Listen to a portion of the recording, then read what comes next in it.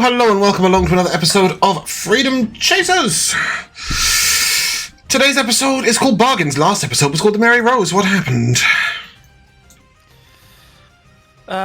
Okay, so what happened was that we had multiple long discussions about Weary's declining mental state. And well, whether or not I had dementia or something. And it kind of came to a boiling point where I was like, well, if you think I'm paraphrasing, but it was basically like, well, if you think I'm crazy, you go talk to the fucking boat. And William was like, Which, to be fair, does sound like a super crazy sentence when you say it out loud, but... So I went off flying, and I spoke to the boat, and the boat was quite forthcoming, but also quite cryptic. The boat, or the entity, or whatever you want to call it, seemingly didn't really know much about itself. You may call it the Merry Rose. Fine. Mary didn't really know much about herself.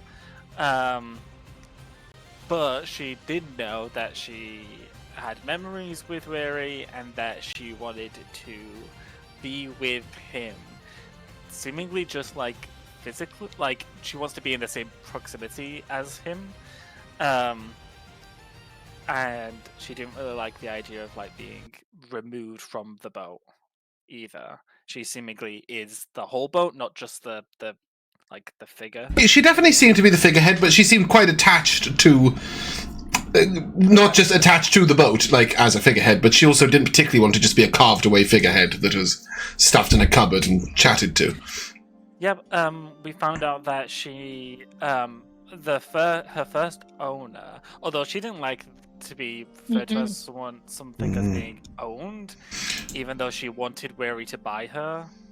So, weird. But anyways... well, she sees it as him buying her freedom from those who claim to own her. Sure, if you say. Well, so she says. No, so she says so. I don't say so. I don't know shit. You're playing her, so you say so. Wow, she's a shit. Buy her. Yeah.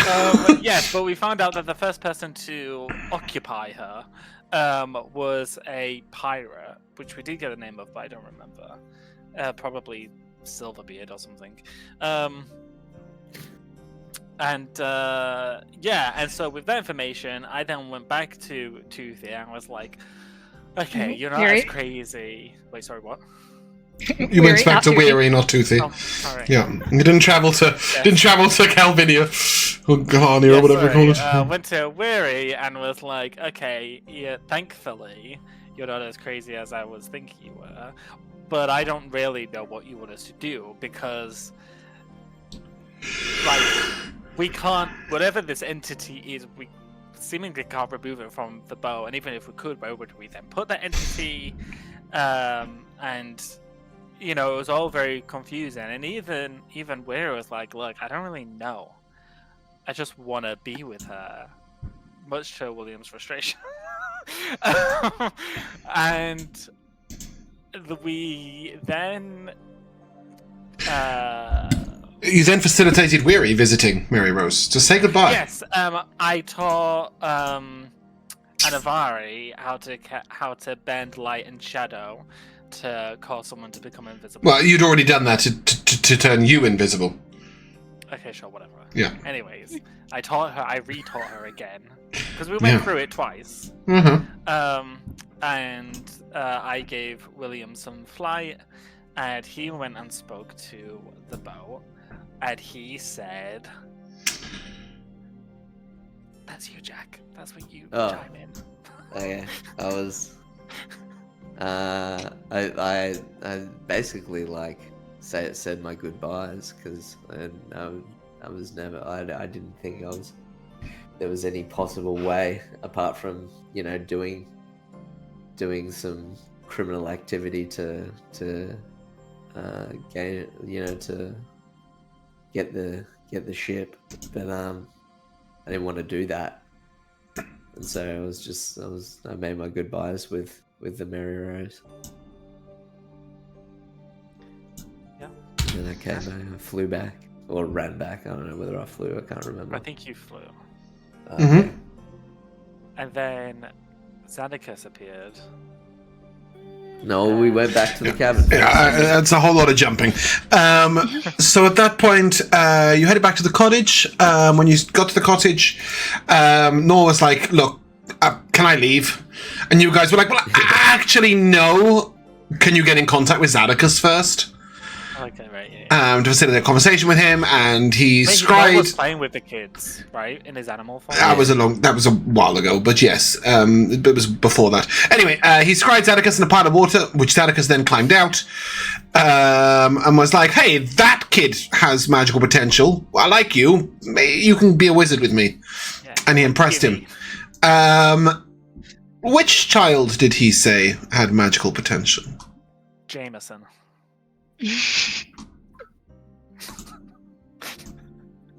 Reading? Hunter. Joshua, you're not being helpful.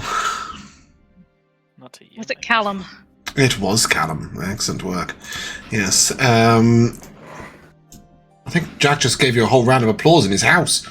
What was that? My chair It was clapping like in the background. It was like, beyond the round of applause, you can have a D4. Fancy that? Isn't that exciting?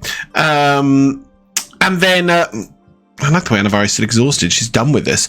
Anyway, and then Xanacus was like, well, I could also teleport them to, the other side of the world, if that's what you really want, but then you have to give me that kid. And then William went with Xanacus to his tower. And I think you guys had a little chat with the kids about what they wanted to do.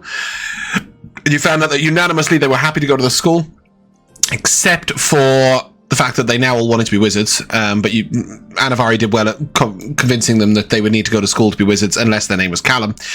And then 2 children didn't want to go back to the school. One of them was Jackdaw, who was like, no, I'm going to be a spy because I'm cool. Who was the other child who said, I don't want to go back? Emily. No, it was a boy. But Emily wanted to go with what's-her-face. Oh, you're right. Sorry, yes, Emily had... sorry, there were 2 of them. Oh, go you. I'd forgotten about that. That's not even in my notes. Emily wanted to be with Osprey and Serena, yes. And one of the boys was interested in the fact that you might be able to locate his parents. Robert. Yes, exactly that. And then, William, you were chatting in the tower with Xanacus. What were you chatting about? I was trying to get some information on... Like, I was saying that, from my limited understanding about something like this, it's kind of hard to trust whatever entity is in this boat and whether or not they're telling the truth of their intentions and all of that stuff. Because it could be lots of different things. Mm-hmm. And even if it was a benevolent spirit, I'm not quite sure what Toothy wants to go about doing with it. Toothy's not here. Oh my god! What is wrong with me? Weary. Yeah, what he wants to do with it, and I was also asking him how would it be possible to take that sentient consciousness and put it into an object that then Jack can carry around. I like the way you've just given up and call him Jack. Oh my god. Just fucking Jack at this point, like, whichever character you're playing today, Jack. Toothy is always in our hearts, though never spelt like that, Virus, I don't think.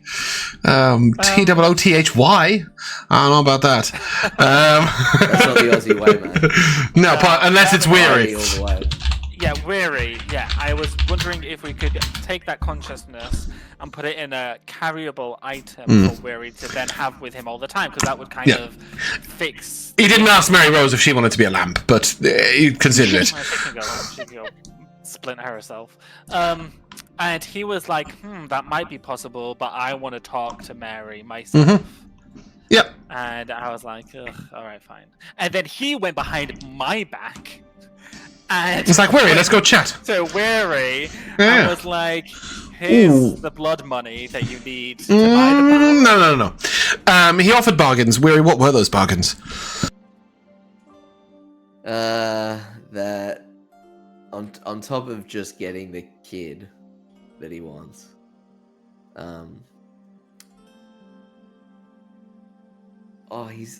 was vague about it, wasn't he? He was. So he said, I can lend you the money, though you'll have to pay me back, of course. Potentially not in gold, but you could retrieve things or magical items, or, you could just owe me a favor or three, which is a terrible thing for a powerful wizard to say to you. And then he also said, but nothing's going to happen unless you can convince Callum to come along with me because, I've taken an interest in this child. That wasn't quite what he said.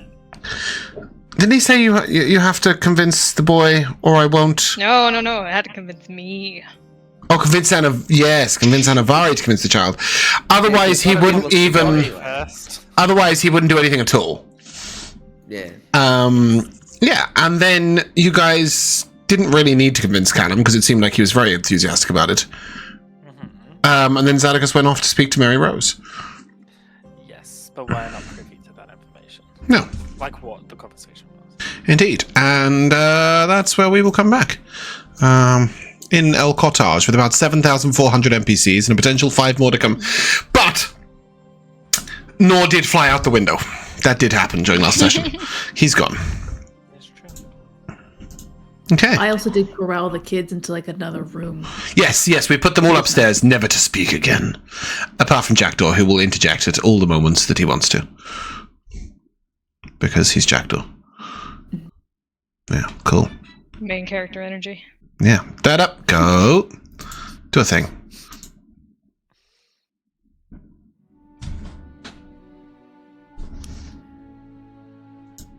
If I remember correctly, I had tried to get their attention by doing some alchemy stuff so that you guys would have a... It seems like there was like a serious conversation on the horizon. Yeah, I think you took them off and got them sort of just, distracted in general. There was some alchemy involved, and seeing as they all now want to be wizards, they were quite interested by that. I think it's just Anivari, Weary, William, and Jackdaw in the cottage, and Zadocus. Who I think... Has Zadocus come back? Yeah, I think Zadocus came back before the end of our session. I don't know. Talk to him. Talk to you. Talk to me. Say a thing. Do a thing. Hey, look. It's 10 to 2.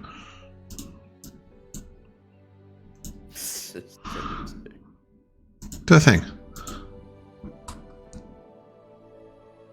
As I recall, we'd asked him to come back in a day, and he said, okay, I'll see you in 2 hours. Yep, and then he came back in 2 hours later with William after a heartfelt game of chess. Then spoke to Weary, then went to speak to Mary Rose, then came back, and now you're all here in these seats. Apart from Jackdaw, who's leaning against a wall over there. I imagine it's like William and Anivari sat here, Zadocus sat opposite you, looking searchingly.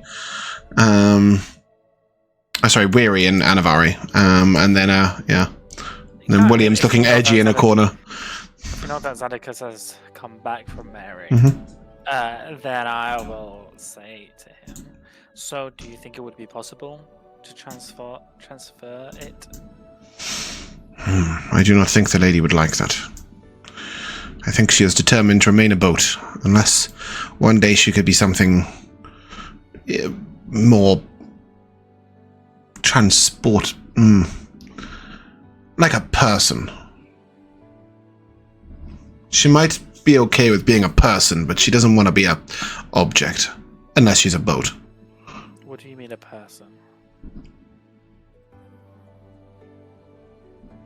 You mean we kidnap someone and it takes over their body, or what do you mean? That sounds awful ambitious of you. One day, if she could be a person of her own, then she might like that, but at the moment, she is content to be a boat. She does not want to be anything else.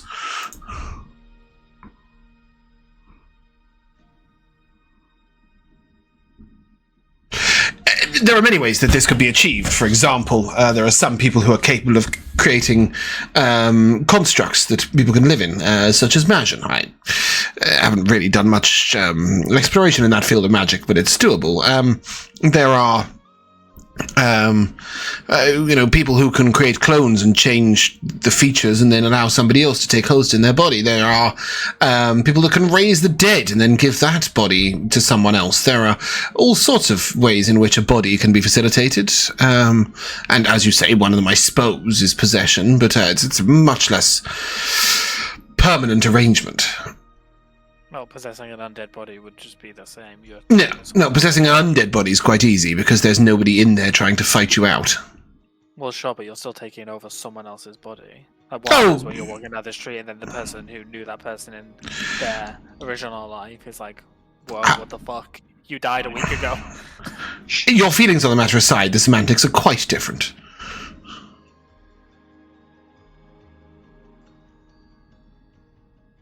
We're not raising some corpse. I wasn't offering. I was just saying, unless she can become a person at some point, she wants to remain a ship. I also wasn't telling you.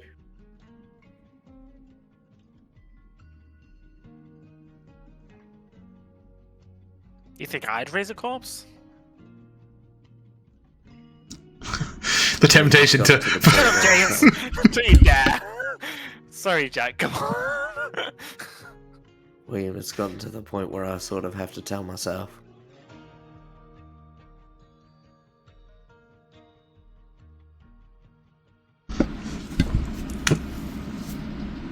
Well, she'd like to remain a boat, so we'll keep her a ship for a while. And he looks to Anivari, and any progress?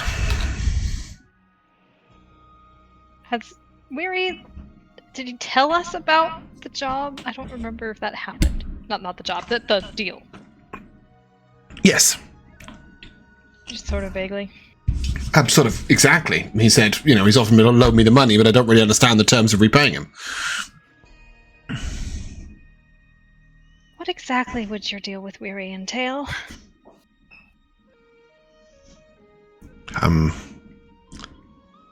That's answering a question with a question. Any progress with the boy? You told Weary to not have me stand in the way. In order for me to not stand in the way, I need to know the full details. I will raise him as an apprentice. I will teach him great things magically. I will enable him to become far more than he is right now and to have a future that is much beyond anything he was ever going to have before. What's there to stand in the way of? I'm not hiding anything. You are, it's the tone of which you're speaking about it, like you're saying just what we want to hear. All right, he'll have to do lots of menial work and sweep the floors and learn mental focus and read lots of books. And he's probably going to live quite a lot longer than the average human because he's going to have to take more time to learn his studies. Anything else? Yeah, Yes, you didn't answer my question. You didn't answer mine. Mine is contingent on yours. Whether you stand in the way of me apprenticing this child is dependent on how Weary might have to pay me back money if he borrows it. A reminder that our deal is that I will transport the rest of your lost boys over to the other side of the world and place them in a school in exchange for you allowing me to mentor one. It has nothing to do with lending Weary, and then he said Toothy, for fuck's sake, lending Weary the gold to purchase his boat. They are two completely separate deals. So I ask you again, what progress with the boy? The boy's a child. Hmm. You've amazed him. Of course he's interested. Well, yes, but from my experience, it's not normally the children themselves that stop a great lifetime of apprenticeship. It is usually the carer or guardian, often in an aspect of the female.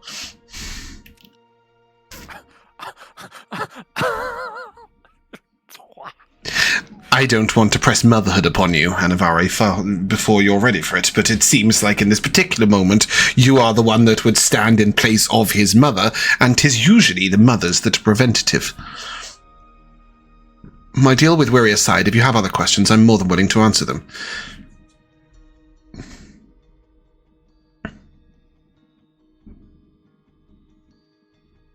Yeah, I have a question. After all of your... Will you take the father role? Excuse me? Carry on, as you were. Of all the years that you've been around, why now do you want a child? Do you think this would be my first apprentice? Interesting. Okay, fine. Why such an eagerness with this child? Because he's interesting. What's interesting about him? Well, he's achieved some level of magical control at the age of 10, which is fairly impressive. Secondarily, Is it? he's already been taught discipline, and very well. Thirdly, he has a mind of his own. He thinks for himself. He takes the initiative. That's good. We like that. And lastly, he has a fairly strong well of magical energies within him that could be channeled to good uses. So you want to use him? I want to apprentice him. That's not what it sounds like. Maybe you should wash your ears, William. Excuse me?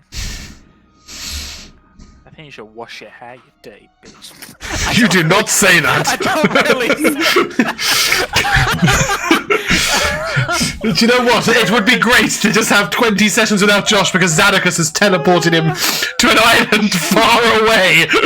Because that is what he'd do. He'd just go and you'd be gone. Yes, he looks to weary. Counterspell Hmm. him. Bon chance. Go on. You used the term good there. Good. I find that interesting. I did. In what context? You said he's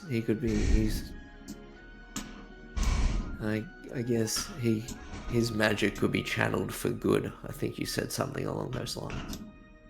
I hope I did not. He could potentially be of excellent talent. We're not joining the side of the morality army.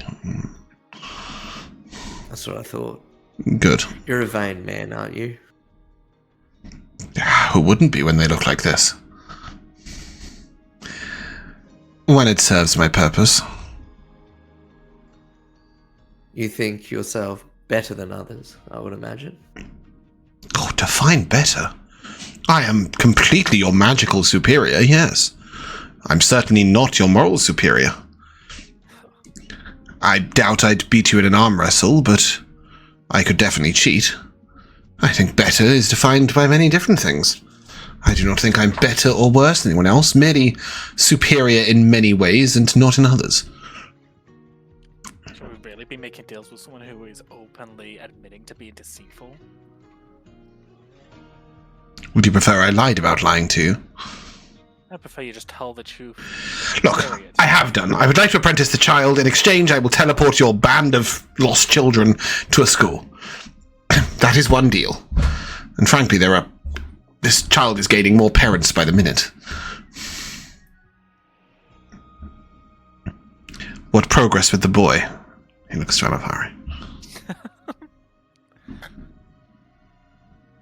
I would agree to let him make his own decision based on a few provisions. Great. What are they?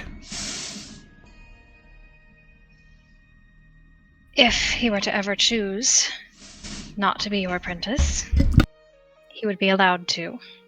Within the first 5 years.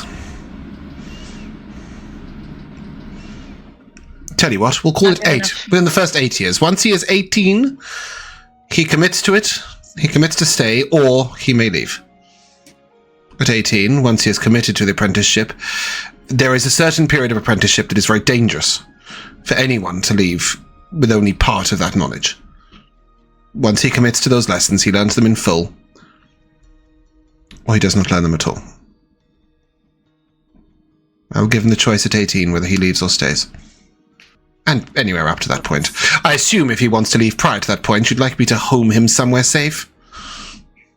Wait. That's not fair. The frontal cortex doesn't fully develop until his mid-20s. His decision-making skills won't be... He's not... Like, he might be an adult, but... His decision-making skills and logic capacities will be greatly expanded by being in the presence of myself. Ugh. When he reaches the age of 18, he may make the choice. If he chooses not, he can leave. Advanced in science. Frontal cortex. You're trapped in a tower all your life. You tend to read a lot of books. He will say the fact that we can the fact that we have this knowledge outside until he is 18. Medicine. If he wishes to leave at any point, I will place him somewhere safe and warm and snuggly.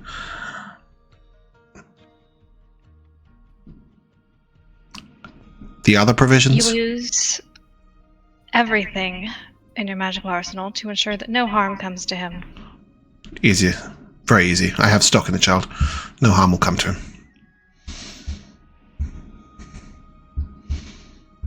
Then I will allow him to choose.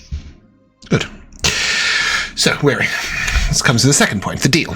If you would like me to purchase the Mary Rose on your behalf and deed it to you, I will have some provisions of my own.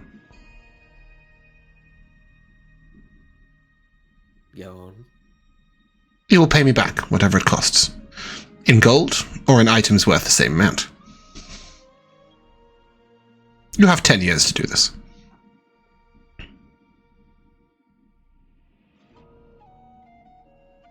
Guess 10 years to you seems like not that long, so... Good. What happens if I pass away?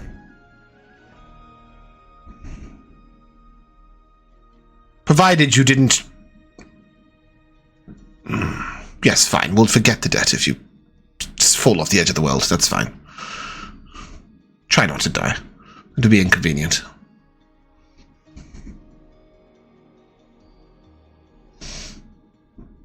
Alright. My second provision. You do not tell my ex-wife about the terms of our deal, or that I gave you any money, or that I bought the ship. Why are you paying her alimony? What is this you speak of? He looks at you, and I owe her nothing, not a penny. None of it's hers, all right? It never was, it never will be. There was nothing in our marriage that ever said I should... You need to stop asking questions. You tell her nothing of our deal. If she extricates the information from you by force or by prying through your mind, then that is of no fault of your own. Just don't go into her home thinking loudly about it.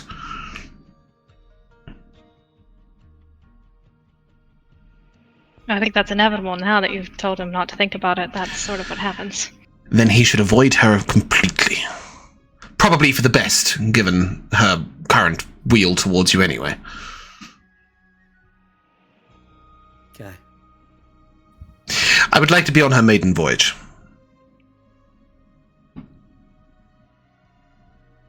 Why? Gonna take a lot to repair her. Curiosity.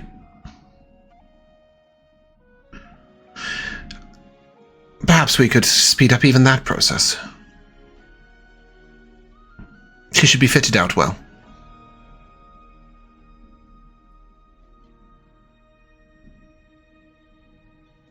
I don't know how much more I can promise, mate. Good. Maiden voyage. Don't mention it to Seraphina. Pay me back in 10 years. By gold or by items. That should sum it up.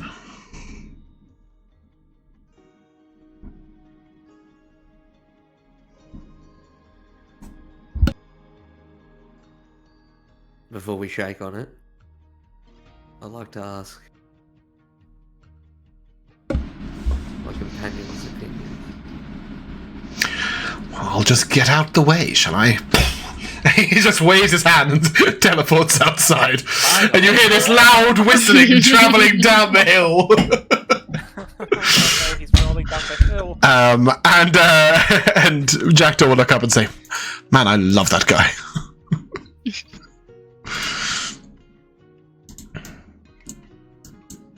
Well, if you love him so much, what do you think, young jackdaw? I don't see you have many choices. You wouldn't steal for it. You might as well make a bargain for it.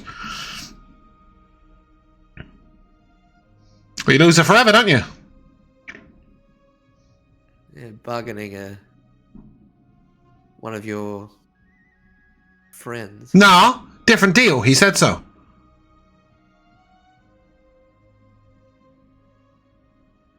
I don't know. We could call off that deal as well. Oh, Callum's got lucky. He's going to be a wizard, and a good one, it seems. The good type in strong magic, not in the good type in whatever you meant by it.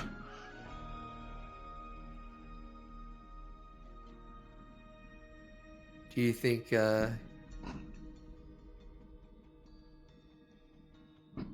think he'll end up being a better person if he's a wizard than if he's just an average person? Who cares?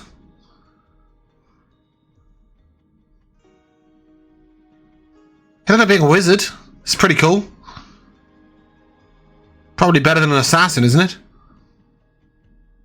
Not as cool as a spy.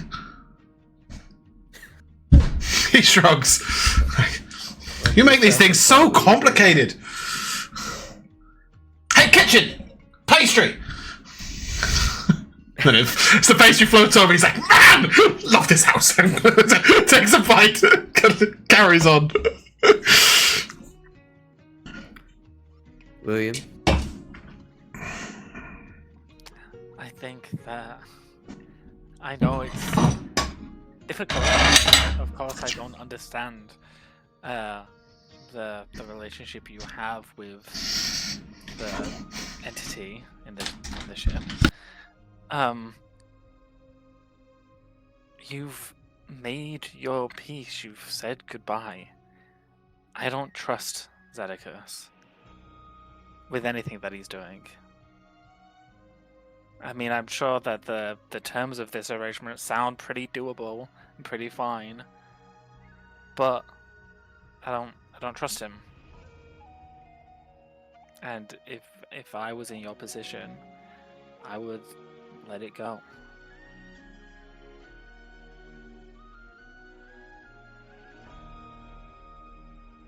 You're still Stop very singing Frozen, you weirdo.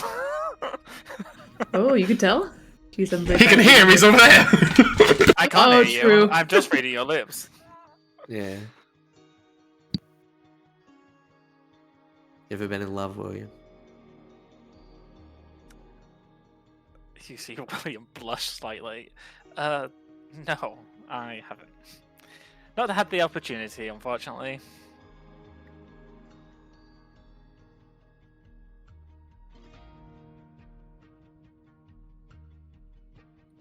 Make sure you give it a go one time. I'm still young. I've still got hundreds of years left.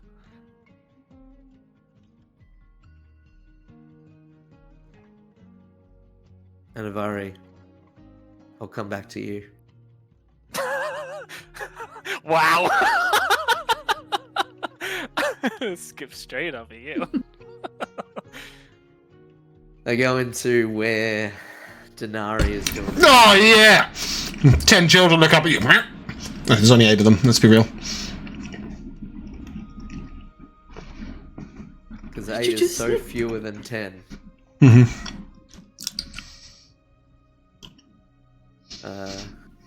What's happening? What are you doing, Dinari? Is it like I sort of come across that you're doing to impress them? I'm curious. She's at the alchemy station. The rest's up to you, Bumpkin. Yeah, I was gonna say there's really not much in the way of like frilly theatrics in terms of like what she's doing. It's just like I think you've seen her do it this like once before, but now you'll see that the pace is very slowed down. Is like letting people get in close and see and ask questions, and like it's same process, just more of a like letting them just entertain themselves really, while still trying to do it like a good job and keep them safe. Yeah, you notice when you come in, quite a few of them are looking quite entertained, quite enthralled. A couple of them are sort of whispering in the back of the class. You know, a little bit distracted, exactly as you expect with the kids. But they're all in the room. She's doing well at that. None of them are dead. All I need. That's all a parent needs, right? Keep them happy and not dead.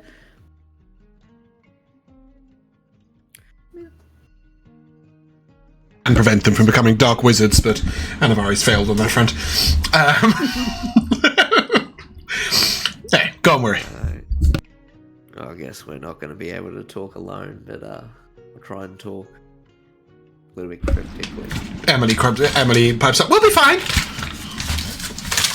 Yeah, how about you guys put it to practice? Take this ladle, Mm-hmm. stirring until the color's consistent. You see, like, some sort of unspoken arrangement sort of quietly filters through the children until Michael and Thomas are staring and the rest of them are doing whatever they want. Great. They seem quite chill. They sit around and they're talking about being wizards, so... Yeah, I'll go more to like a corner of the room. Or you can just walk into another room if you'd like. I would like to still keep an eye on this. Yeah, we could be like in the doorway. Yeah. Yeah. Open the door, like just on the by the banisters, having a quiet chat. Yeah.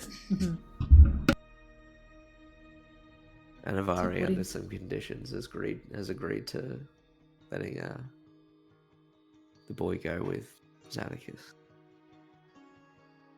But we can always go back on that deal. The other deal for me is with getting the ship, as he'll buy it. And in return, within 10 years, I am to pay him back. And he wants to be on her maiden voyage. And there was another thing, right? What was the third Don't thing? mention it. Don't tell Serafina. Oh yeah, that's right. And I can't breathe a word of it to Serafina. So, Willingly, I guess. So, yeah. what do you think? What of I will those tell you that conditions are- William's against it. That makes sense. I mean, Xanacus is involved. Exactly.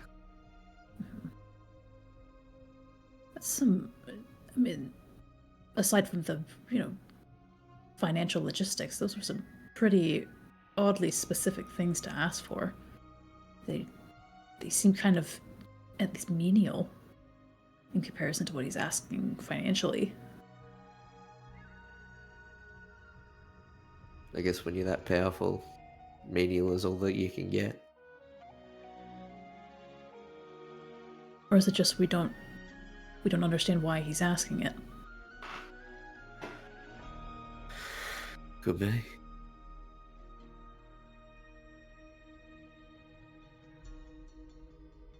So let me get this straight.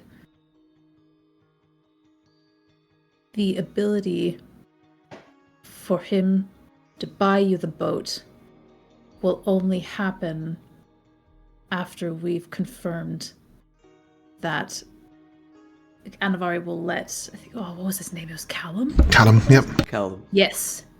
It was Anivari will let Callum go with Xanacus. Yes, which she's agreed to some terms. But we can always go back on that.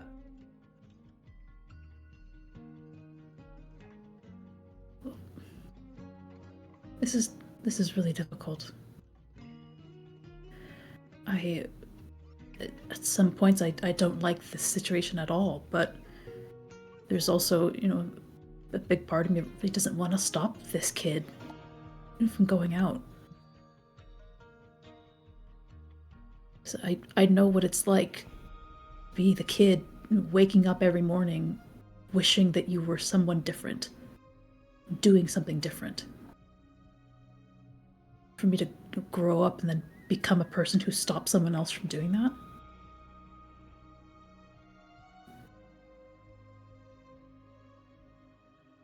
We could let him have the kid as an apprentice and not take the ship.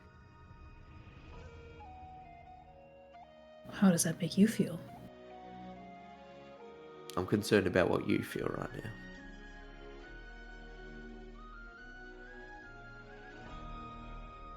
I'm not gonna lie. I have a more emotional, a negatively emotional reaction to the idea of prohibiting Callum from leaving. Means I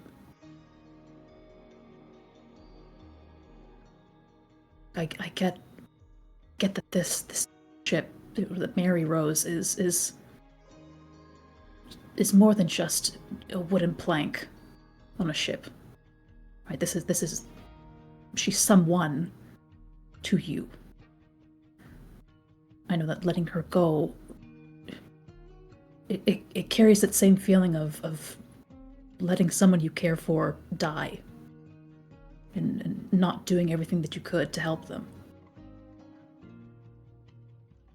That's a really hard thing to ask for you to do.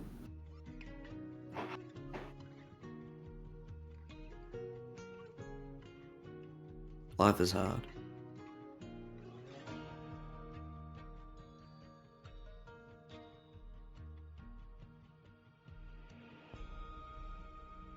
I said it before and I'll say it again now. Having Mary Rose physically with you is not the only way to keep her with you in your life, if that makes sense.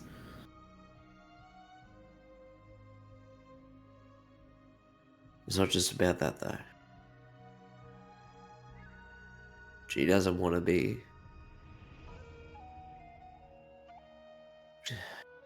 made to be a pirate vessel anymore. This is about what she wants as well.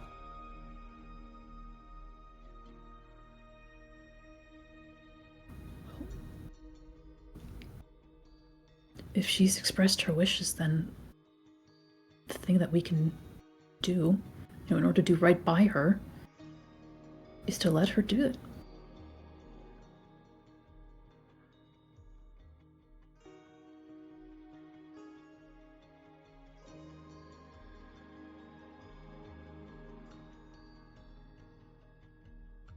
So I should take it? The offer?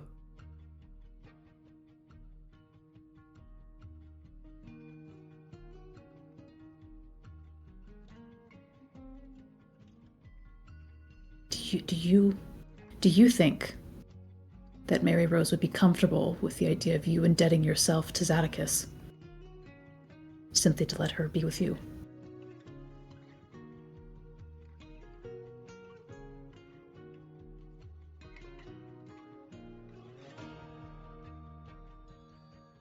I can't say.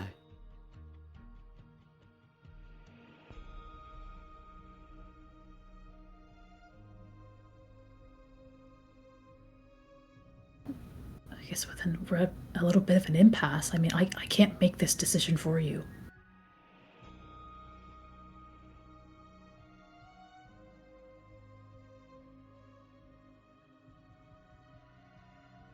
I think with that I walk away.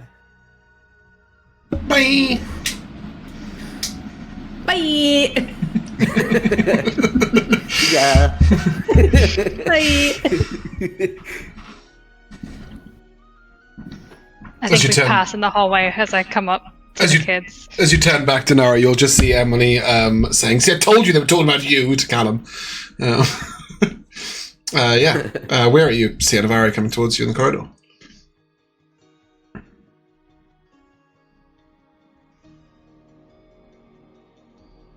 Just let out a big sigh. Oh, you're not coming back to her yet. No, I am. Okay. I'm just looking at my feet. She goes to walk past you and you just stop in the middle of the corridor and go,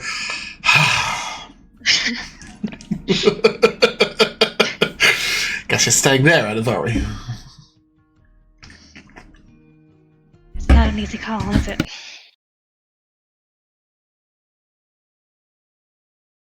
Nothing's ever been an easy call.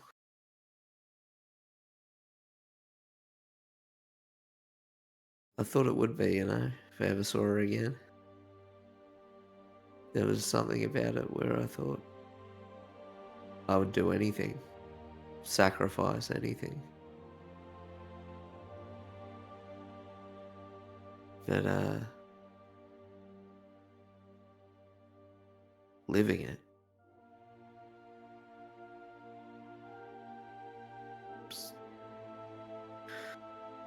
Yeah, it's hard.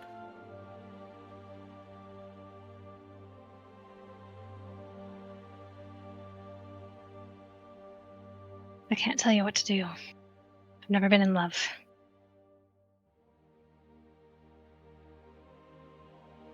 But I'll back your play.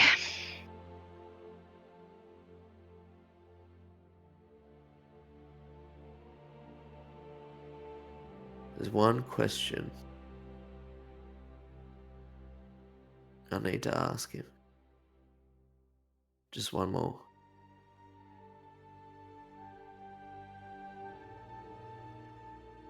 That'll determine need to whether go. I take it or not. Yeah?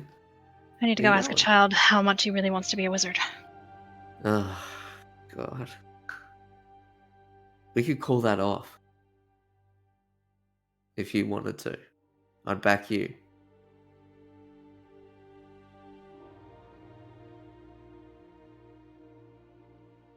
Let me talk to him. Alright. Let me go ask my question.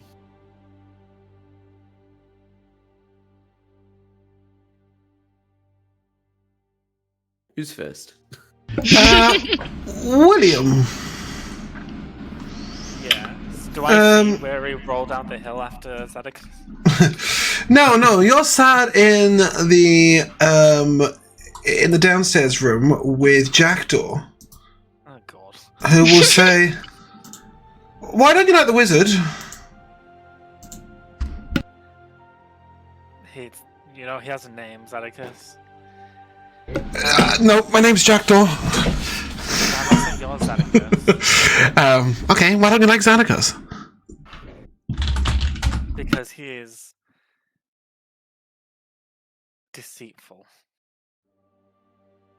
And he is... He's proven himself to not be such a benevolent being as he tries to portray himself to be. It's a long word. What's it mean? He doesn't, even though he might seem to be a good person, he isn't. So you don't like him because he's not a good person? No, I don't like him because he's untrustworthy. He has his own motives behind what he does, and not all. Some of them are nefarious. Some of them aren't good. So you always tell the truth, do you? I'd like people to be as upfront as they can. Do you always tell the truth then? I do. It must get real complicated sometimes. The truth is never complicated. I don't know about that. I mean, sometimes it's better not to hurt people's feelings, right? Well, you can tell the truth without being cruel. Depends on the truth, doesn't it? No, it doesn't. There's always a way of saying something. Okay. You never have to be mean.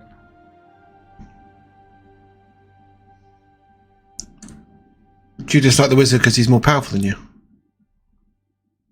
You jealous? Jealous of a wizard? No, thank you.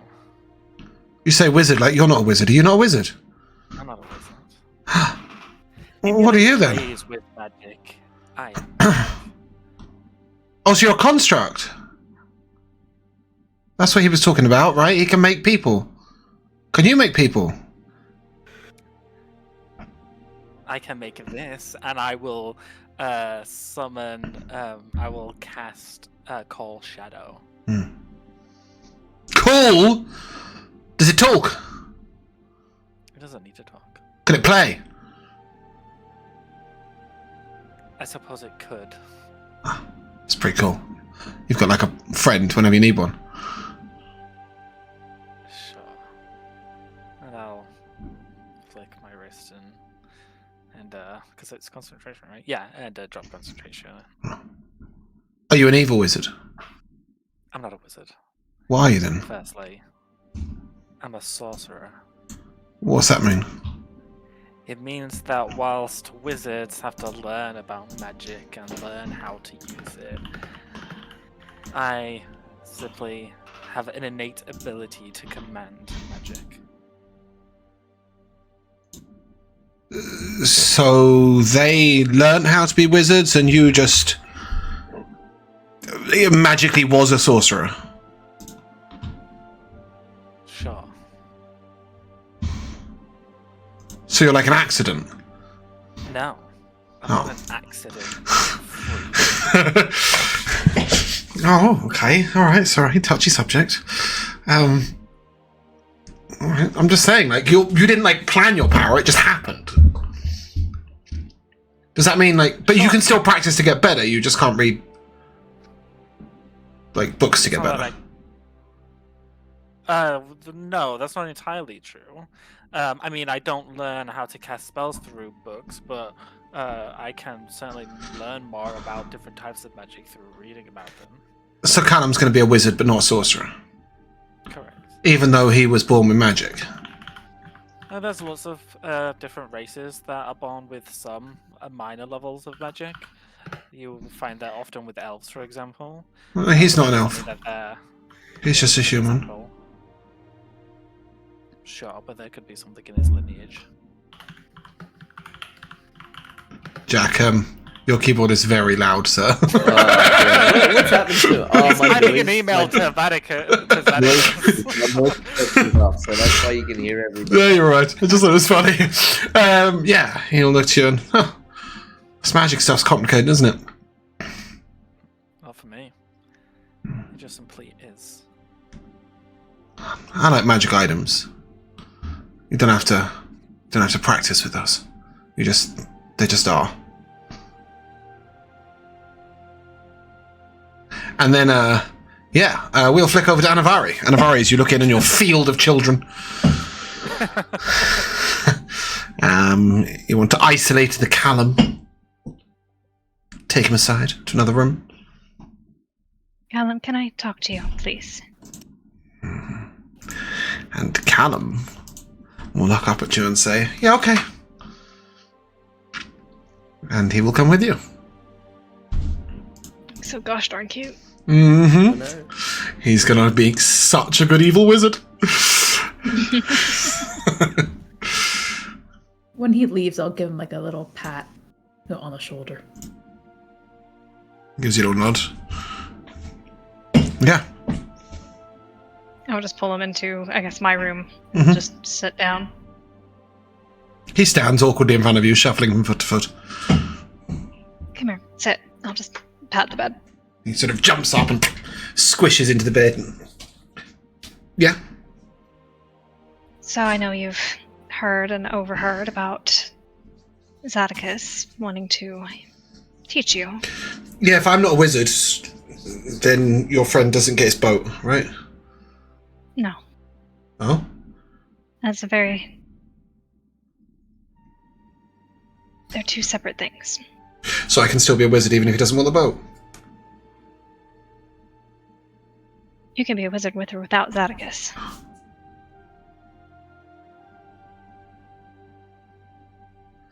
But Ren needed a teacher. She had a good teacher, she said. What if I don't have a good teacher? I don't want to be a shit wizard.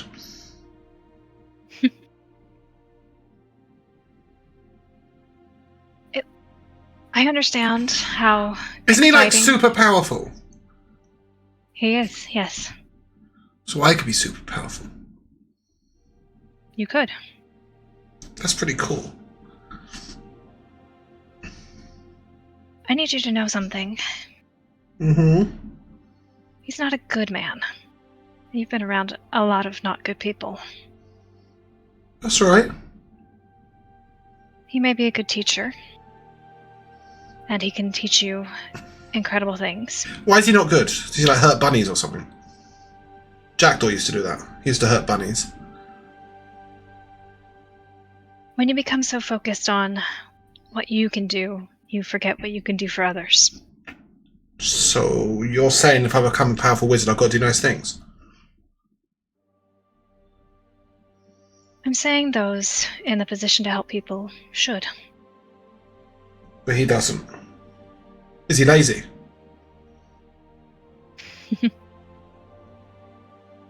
Depends on your definition. Or does he just not want to? Ren did magic, but she did mean things. And she made people do things they didn't want to. But she said I was going to be more powerful than she was. Maybe you could be. So I don't have to do mean do things. I don't have to control people. I could fly. Or, you know. Probably. But you should know, if you go with him to have him teach you, it's going to be a very lonely life.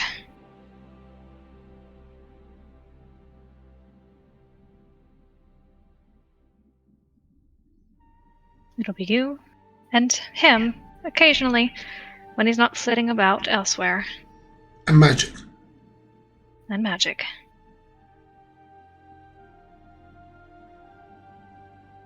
If you want to go to the school with the other children, you might still be able to I don't learn. want to go to the school. I'm not like the other children. Ren told me that too.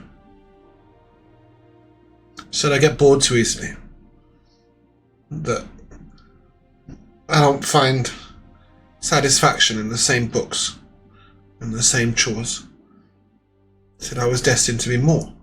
I don't want to be like the other children.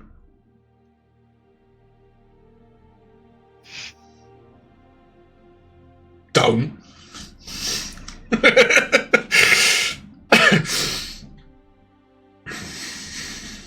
I've told him that I will agree to let you choose. And if I choose wizard, will you be mad at me? No. Revisit. Maybe. When I can.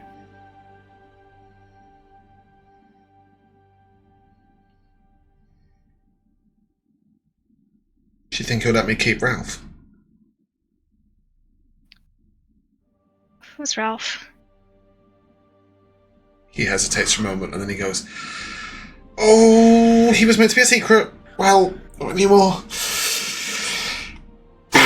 And he will do what looks like fine familiar. Yeah. Instead of re-summoning, not summoning for the first time, he doesn't cast a 10-minute ritual in front of you. And appearing, curled up on the bed, is what looks like a baby deer. Tiny baby deer. And he goes, "It's Ralph." Hello, Ralph. He doesn't talk. He never got to grow up.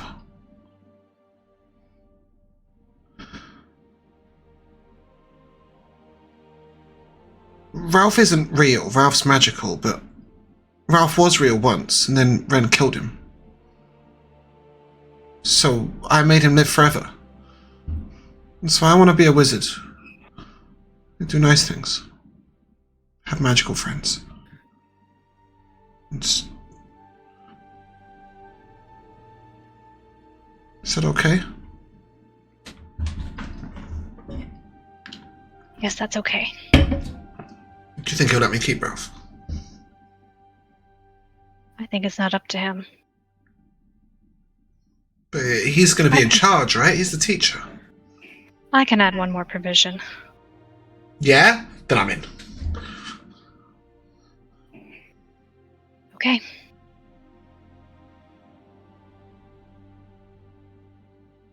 I will stand up and offer my hand. Yeah. He reaches up and holds it, and then he turns back and he waves his hand, and Ralph is gone. Do you want to say anything to the others before we go downstairs? Atticus is sort of a I don't like the flighty others. fellow. He might. I'll talk to Jack. All right, let's go. Actually, there is one thing I want to say. And then he marches to the door of the room, and he opens the room, and he goes, "I'm going to be a wizard!" And then he closes the door on them, and then goes downstairs. Weary. We'll follow you outside, I assume, to find Atticus. Sounds good. Yeah, you find him sitting on the edge of a hill with a canvas and an easel in front of him. It's floating in the air, which is cheating, but it's floating in front of him. And he looks to be painting. You paint off him, mate. Little is the time I find to idle, but when I do idle, this is my chosen activity. This and fishing.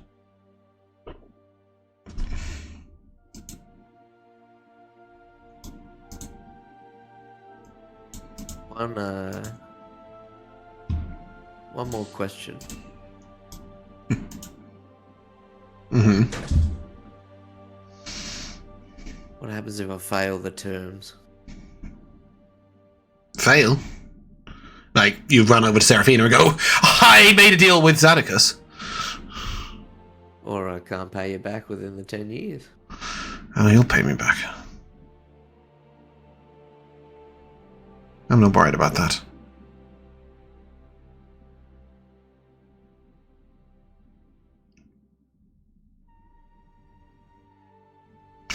But I suppose in the situation you can find the right money or the right item, then perhaps we can adjust the terms down the line. Oh, weary, I like you. I don't want to cause you undue stress or concern. You know, in your adventuring times, and you are going to adventure, I mean, isn't your plan to take down the entirety of this Dove's Assassin Guild? You're bound to find some money and some exciting magical items, and bring them back. We'll work it out. I don't doubt that. But if you fail, you worried I might take your soul and stick it in a coin or something? I'm not worried about my soul, mate. Oh. I'm not going to take someone else's soul. That'd be a weird consequence, wouldn't it? If you don't pay me back, I'll turn William into a coin. You know, you'd never pay me back. He smiles and... No,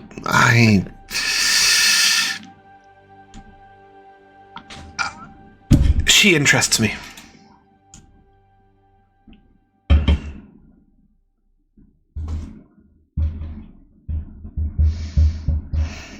Truth be told, not really offering to buy her for you.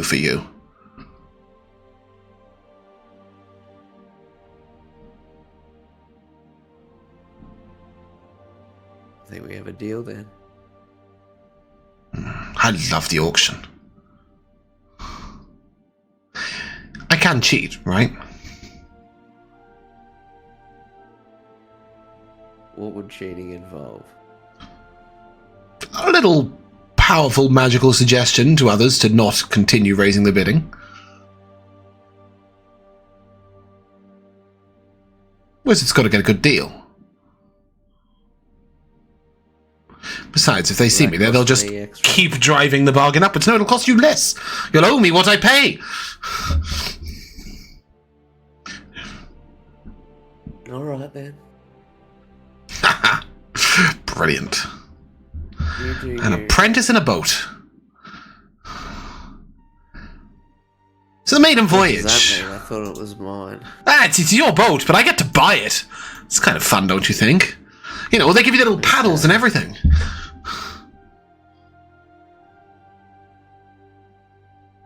All right.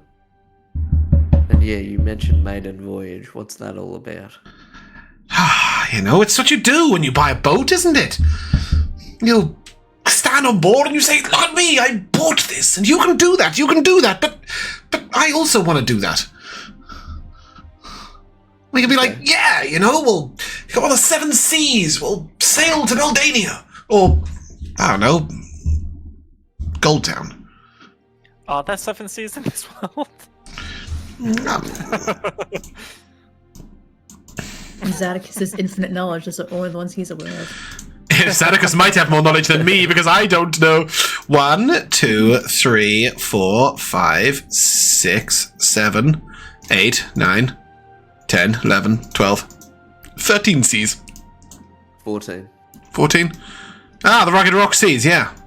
Technically, if you take the oceans out, there's maybe a couple less. I don't know. Probably not. It's the 7 times 2 seas. I see. Yeah, okay. But he's just suggested that you sail to Beldania or to Goldtown, which is like just there. Wait, no. No, yeah, you're right. You guys are here. Yeah, you guys are here. So it would be like 1,220 miles or like 250. Or you could even sail to the place where he's taking the kids. Like send them ahead and then go visit them. We won't get there in time if we need to teleport them to get back for the wedding. Ah, yes. Anyway, no, it was just a bit of a flight of fancy, if I'm honest. Didn't really know what to ask for in exchange. She interests me. So, yeah.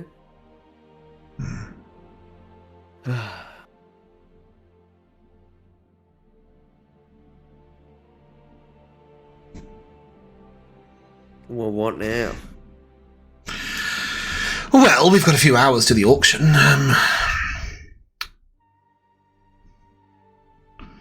I could have a little word with Anivari, perhaps set the boy to his task, maybe take the children to the school,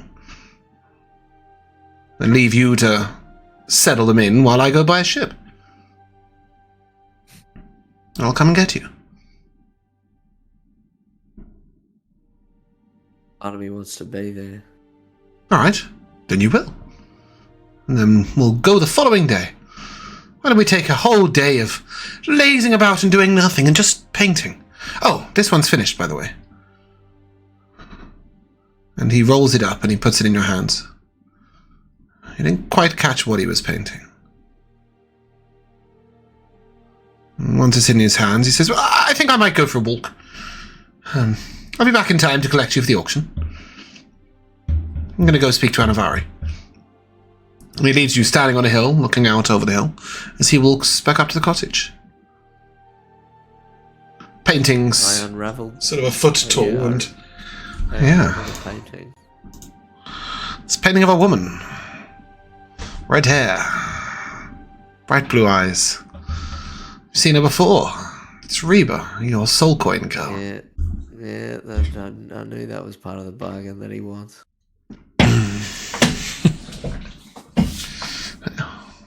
You enjoy your painting, Weary, and your view. Anivari, you come down the stairs, you see William and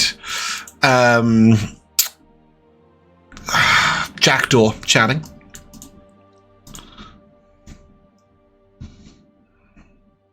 You've got Callum with you.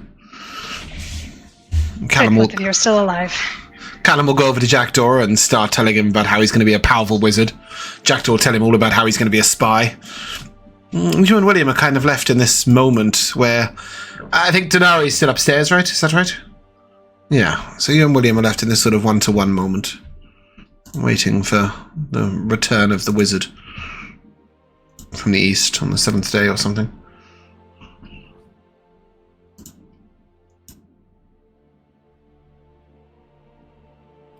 So do you think he'll do it? You're gonna have to be a lot more specific. Do you think Weary will make the deal with Zedekis? I don't know.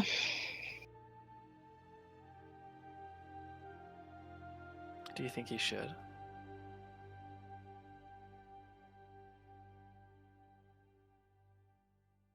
I think I might.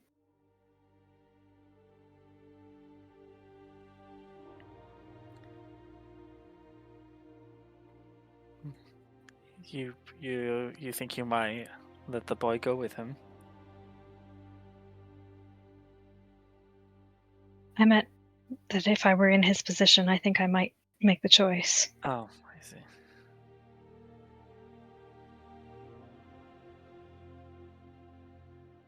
Apparently, I'm willing to sacrifice for others in a strange way.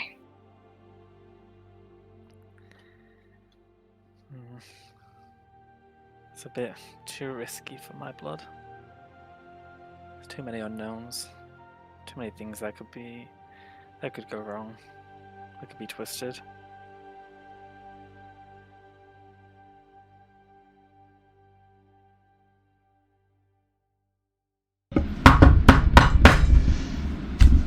Come in.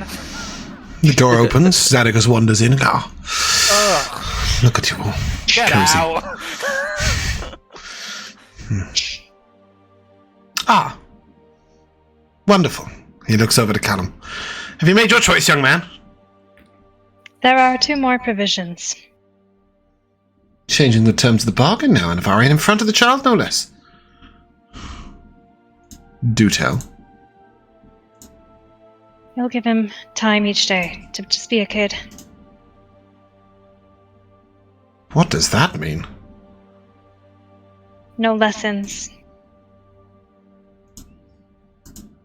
A time with no lessons. Everything in life is a lesson. Ugh. And the Doesn't have child to will do be. well to learn. And his discipline is so well. I'll give him time with Katie and time to fish. Those are good activities for a child. And if he finds something he wants to read, then he can spend time doing that. I'm not He having him gets time just each day. wander willy-nilly through the tower doing whatever the hell he pleases. Time each day, just to do what he wants. In a safe place, if you wish.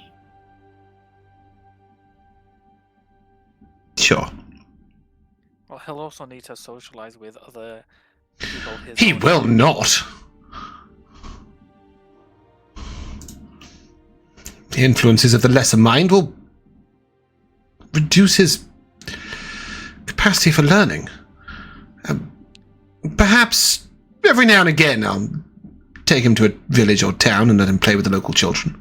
But not on a regular basis. That would be... And you just hear kind of in the corner, I don't like other kids! Jack goes, hey, what about me? Oh, you're different. I give William a kind of, yeah, that's what I figured out. Second provision. Uh-huh. He gets to keep Ralph. I'm not taking 2 children on. Who the fuck is wrong? I'm not taking 2 children on. He can't keep his friend, whoever it is. Not a child. Oh? Callum, we show him Ralph. Callum looks up at him and says, Do it once per long rest. no, it's you can summon and desummon a familiar at will.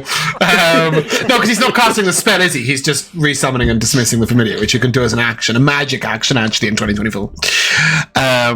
He will look up to Zadix and say, you're not going to hurt him, are you? Zadix looks at him and, what have they told you about me, boy? No, I'm not going to hurt him. Should... Go on. He sort of hesitates for a moment, and then, poof, baby deer on the table. Zadicus, oh, you can manifest a familiar already. Wonderful. No, this is not something you would relinquish. This is something you will empower, you will train, you will become more bonded with. Ralph is a part of your magic, and we will develop that part of your magic. Most definitely. That's my term of the bargain, too. He gets to keep Ralph.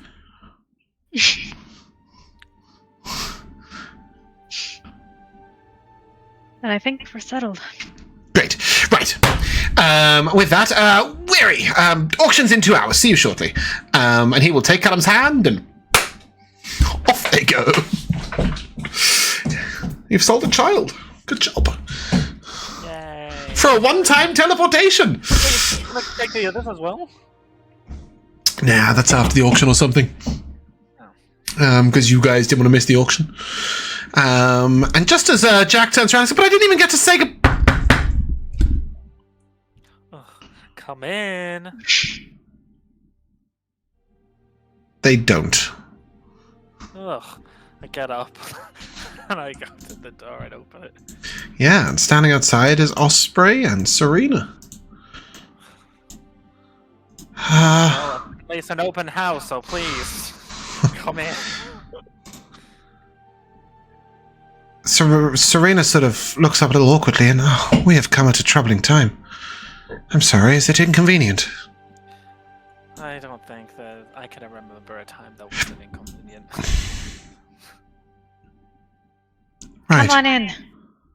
Okay. Serena gestures and Osprey will come in first and look around and say, this is quite a lovely place you've got for yourself. Sorry if we're intruding. No, we were expecting you. Right, is there a place we might make ourselves comfortable?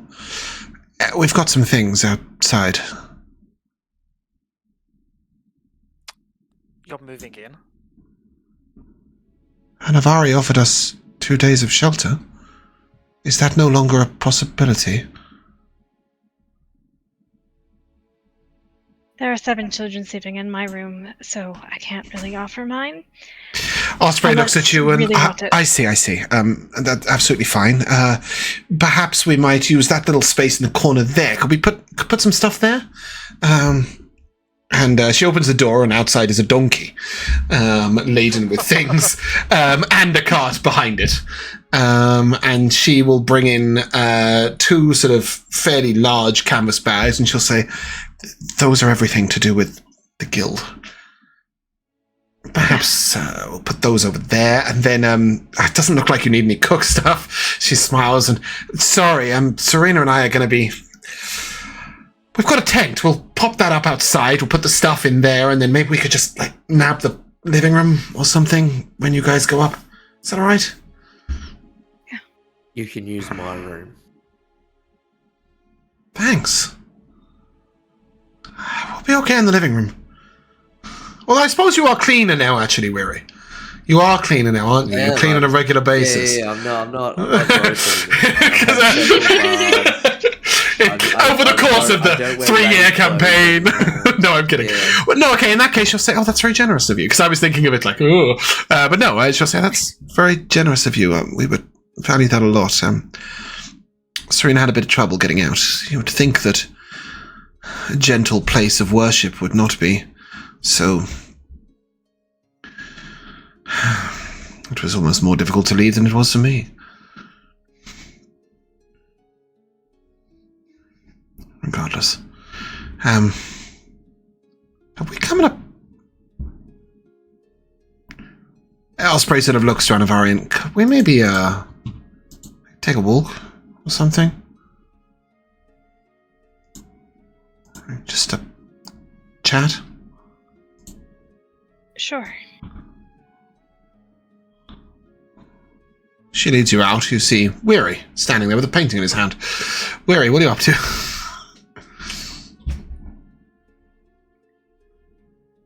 He did just offer his room, so I guess we're just... Oh, of course, he's there. He came back. Yeah, that did happen. Okay, sorry, my bad. Continuity is difficult. And Anivari, as you and Osprey go out, Serena will say to Weary, did you mention 8 children? Did she mention 8 children? She did, right? She did. Yes. Can I meet them? I'm great with kids. Dinari? He's upstairs with the children. She's still upstairs. Yeah, I'm sorry. Yeah. Mm-hmm. Alright, I'll Or leave leave her you with to the them. NPC. Yeah. Please. Yeah, she'll come up and she'll knock on the door, and Dinari, you'll see Serena standing before you, and she'll say, oh, hi. Hi. I had spoken with Weary and Anivari downstairs. I spent a lot of time at the temple looking after and raising children and educating them and stuff, and I'm sure you're doing a fantastic job, but maybe do you want a break? I'm really happy to, I'd love to meet them. Good to see these. Oh, you're with Osprey, aren't you? Yeah, sorry, Serena. I did guide you through the temple at one point, but I was wearing the shift and everything, and yeah.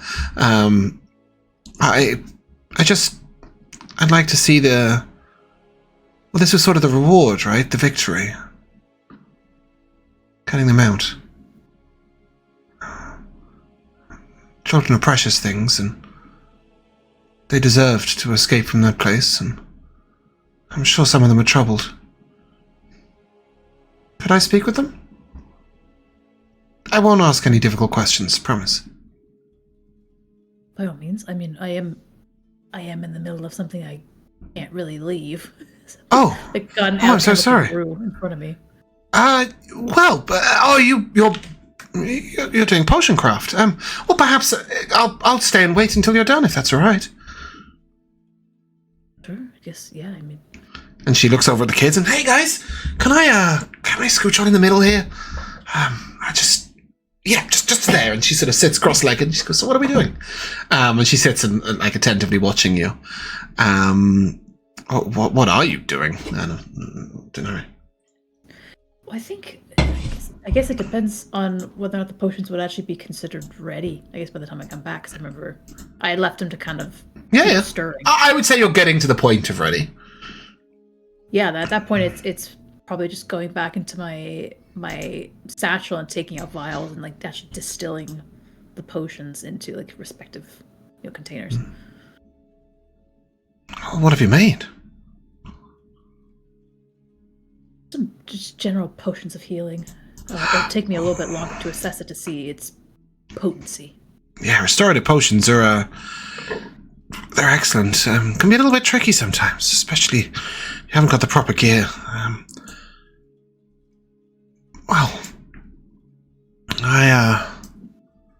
It takes a mixture of patience and diligence to mix potions. You must have both in abundance to do so, and also keep an eye on all these rascals. They're not rascals. I'm Serena, and she starts introducing herself to them as you finish distilling the bottles, and then she'll look up to you and say, if you're done, I'm quite happy to stay with them for a while. I'm sure you have a lot to attend to. Also, I'll take that time to look around at each of the kids to see their idea of just like... They're so taken to her. Like, she's there, she's engaging them on their level, she's sat down with them, she's clearly good with kids. She seems very warm, she's got a very easy smile. She seems like a temple worker who's spent time raising children. One of those ridiculously easy sort of like respite workers you meet who just sort of ease themselves in. Yeah, they seem very content.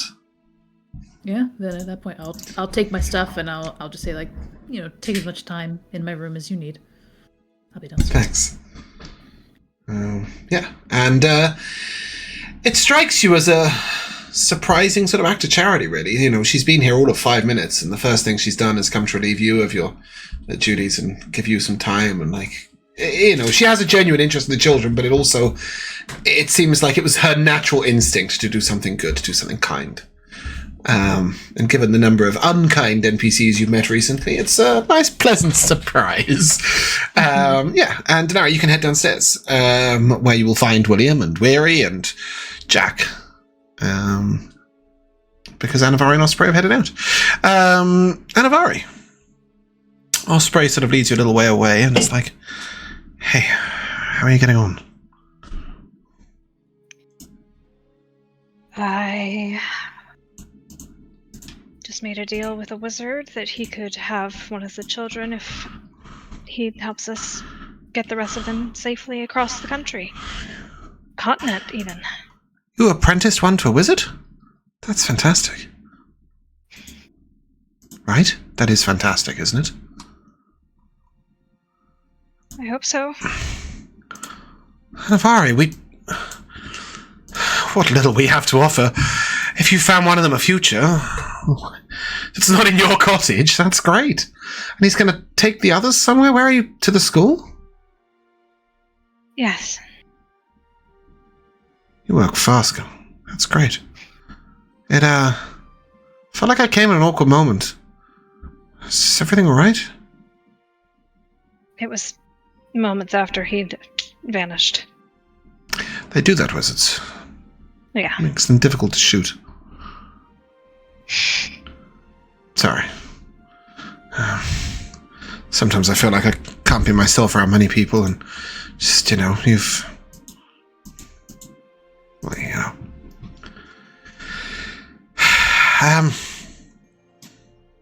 Got a fair bit of information and go over the next, few days or something. But if you guys are headed to the school, are you taking... You said it moves, right? The cottage? Yeah. Does that mean we're coming? Or we're staying here and looking after it? Or...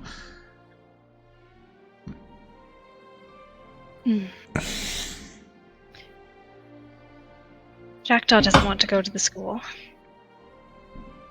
He was the one in the room there. Oh, you met him at the temple. It's so hard to keep track. It's been a long day. I'm kind of tired. It's 4 a.m. Imagine you're exhausted. In fact, you are. You've got one level of it. I haven't taken a rest in days. Yes. She's exhausted. She'll look at you and... Yeah, no, I met him. That's fine. I mean, hell, one's not bad, right? Also, there's a girl named Emily. She is quite attached to the thought of you returning Strigaday? her. Yes. I don't think she'd leave.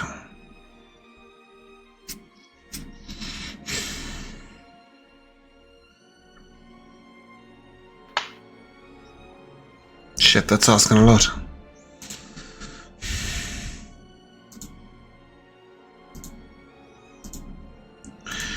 I always try to be good to her. Be kind.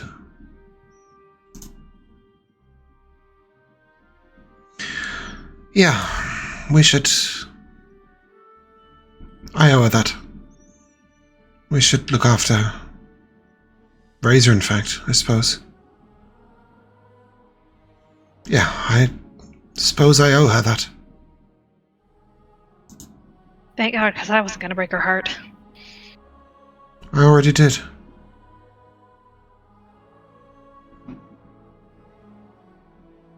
Guess I'll see what I can do to fix it. You see, she looks deeply troubled.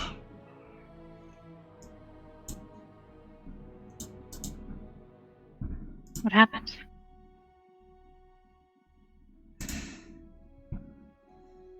I was sent to get her.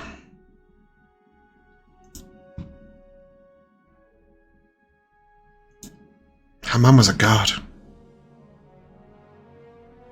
She put up a fight. That's what we were trained to do. She doesn't know it was me that came to collect her. She doesn't know it was me that killed her mother.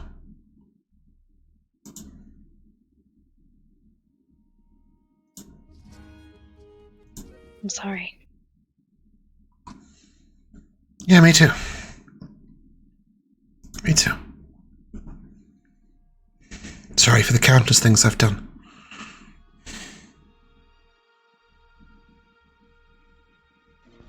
It's time to start doing the right thing to make up for it, right? Right. I need to talk to Serena before we agree to take her in, but hell, she'd take the lot in. She's a saint, so I'm sure she'll be fine with it. Tell me that now. I just made a deal. School's the right place, though.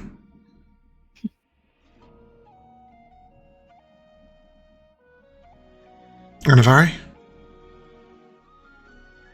Yeah. You did good. Real good, if I might say. I know we don't know each other well, but I feel like in some ways we know each other pretty well. Don't judge yourself too harshly. You did what you could. You achieved a lot. And there's more to achieve, right? We're going to do some great stuff.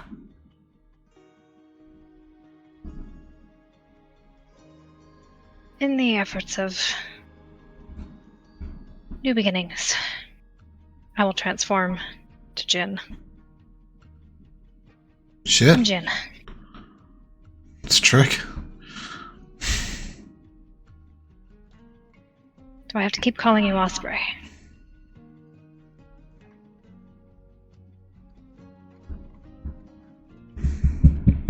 maybe I'll tell that tale over some breakfast.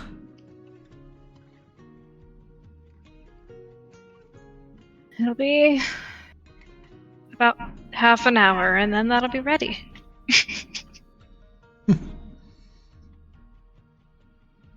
She'll gesture back to the house, and as she does, and she's walking back there, she'll say, I was born to the guild. I don't have another name. I'd like one. And we'll take a short break. Never too late to choose one. True. Hello, and welcome back to the second half of Freedom Chasers. Of course, hiccups start as soon as I come refresh. Tis Osprey and the four of you in the downstairs living room. Zadicus will be back in an hour and a half. It's 6 a.m. No, it's 8 a.m. at this. Is it? No, it was dawn. It was dawn, right? Yeah, so it's 6 a.m. Maybe 5. Yeah, what are we thinking, feeling, doing, saying? I'm going to.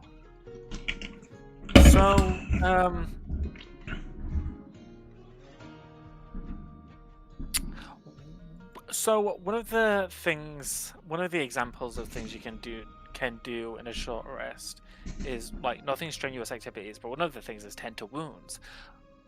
Would baking be the same level as mental usage as tending to wounds? You need a short rest? I don't need one, but I'd like one. Yeah, I mean, there's a few hours. You can do some baking and take a short rest, whatever. Great. I would like to... The kitchen gets a bit possessive when you start trying to bake, and occasionally bats your hand away or tries to take over the rolling. Oh, that's fine. I'll let it deal with stuff if it works. I would like to make some strawberry and lemon jam tarts. Yeah, because strawberries and lemons are just falling from the sky these days. I imagine the house produces everything like the removal. Nope. It produces pastry. Oh. What can I bake? I mean, I will say that if you are willing to part with 6 silver pieces, so yeah, you got 6 silver pieces. We're at the market. You could then you could have bought some fruit on the way back. Exactly that.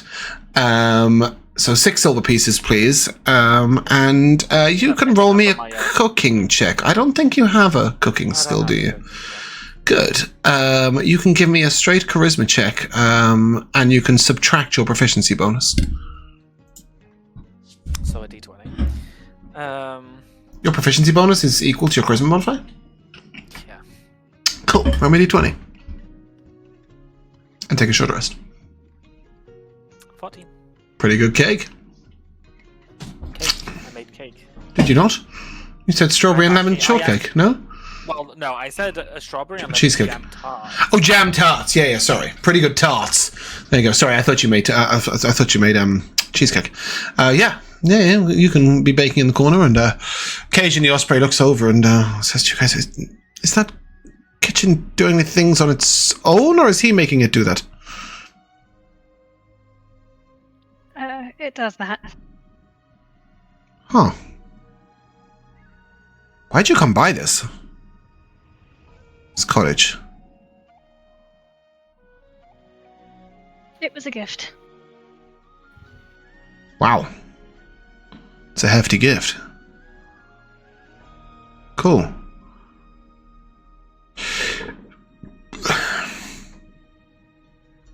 Anivari is just like, not manic pacing, but slowly just walking back and forth behind the couch. Just yeah. I think she'll sort of go, so, Anivari pointed out that you guys don't know all that much about me, so, well, if you're interested.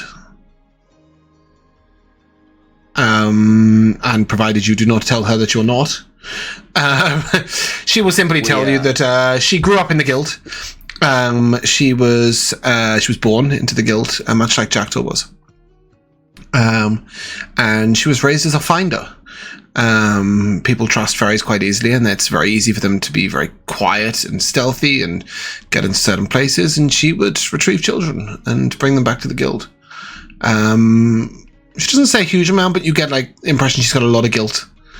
A lot of regrets, and she wishes she had it done differently. And it does seem that like freeing the children is her main goal. And she sort of leads towards that and says, we've got a lot to go over, but I think I've at least identified where the next step would most make sense. It's a bit of a journey, though. And she will point out Valis. Oh, will she? Hold on, is that right? Yeah, I think it's Valis. We're going to attack a fort? No, it's a city. That's less appealing. Let me just double check that that's right. Looks like a prison.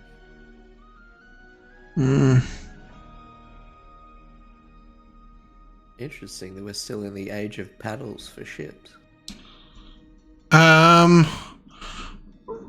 Incarnate is. Many ships are sails ships. I just use the longboat because it's a nicer image than the sail ship. I think there is a sail ship somewhere at dock somewhere. Yeah, there. Over in Port Phalor. That is not right. It's Adamance. There you go. Oh, adamant. That's where she suggests, and she says, it's a training house of some sort, I think.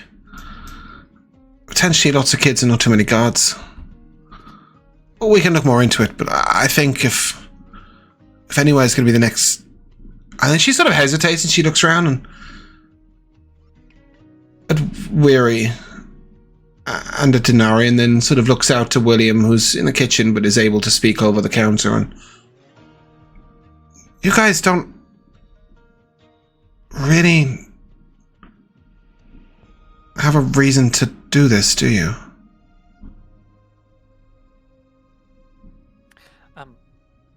Either way, I'm wearing like a really, in my head, I'm wearing like a really ruffly apron, just FYI.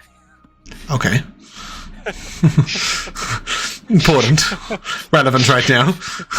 And in your ruffly apron, how do you respond to her? You guys don't really have a reason to do this, do you? Not a personal one. But, it's something that our friend wants to do. And we support her.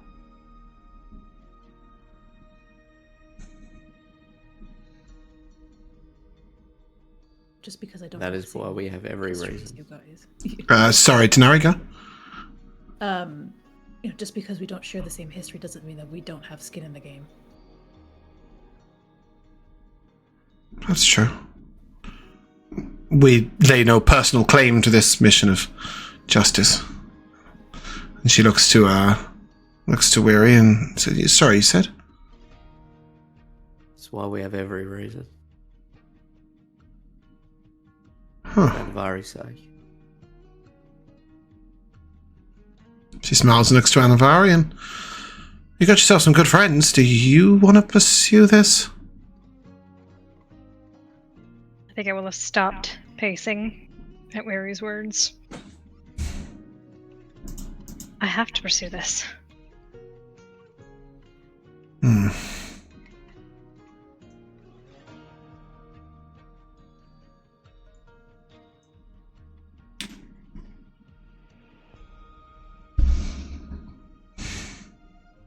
Okay.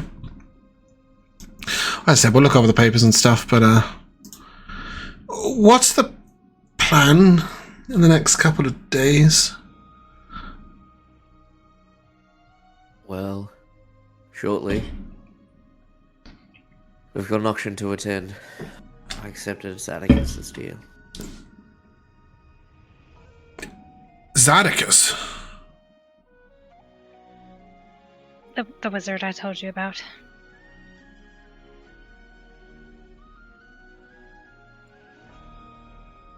You gave a child to Zadicus? Huh. It was so brilliant a few minutes ago. Well, they're not going to be in danger. Unless they don't study well enough. I start pacing again. She sort of looks over and she's like, you've got to remember, Zadicus is the man who refused to help her 3 times, right? She hates him. And so she sort of looks and he's the wizard that's teleported them all to... I guess he likes you more than me. And he just did this out the goodness of his heart. Oh, for the child. Right, yeah. Yeah, for the child. Oh. Alright. It's okay. I don't want to catastrophize. I'm just... Serena always tells me I'm catastrophizing. Just because he wouldn't help me doesn't mean he won't help others. Like, I'm sure that you... Zadicus! Oh! I hate that man. Can I have one of those tarts? Yeah, they're still a little hot, but yeah. Cool. She grabs you. The jam that is. Yeah, they're hot. They're hot, all right. She crams more in. She's looking. They're meant to be eaten cold, but you know.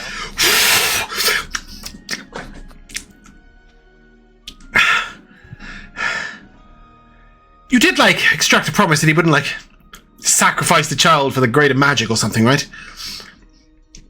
His safety was ensured. Of course. I'm sure you've done the right thing, Anivari. I'm sorry. I don't mean to... I'm in no position to criticize. I wasn't even here. I went to that man 3 times to try and break me out. He knew of everything that I was going through, and he just told me I had nothing of worth for him. These are really good tarts. Made of real fruit. Right. Yeah, that's usually how that works. I thought that was a strawberry, not a imposter. She takes another bite to chew and she goes,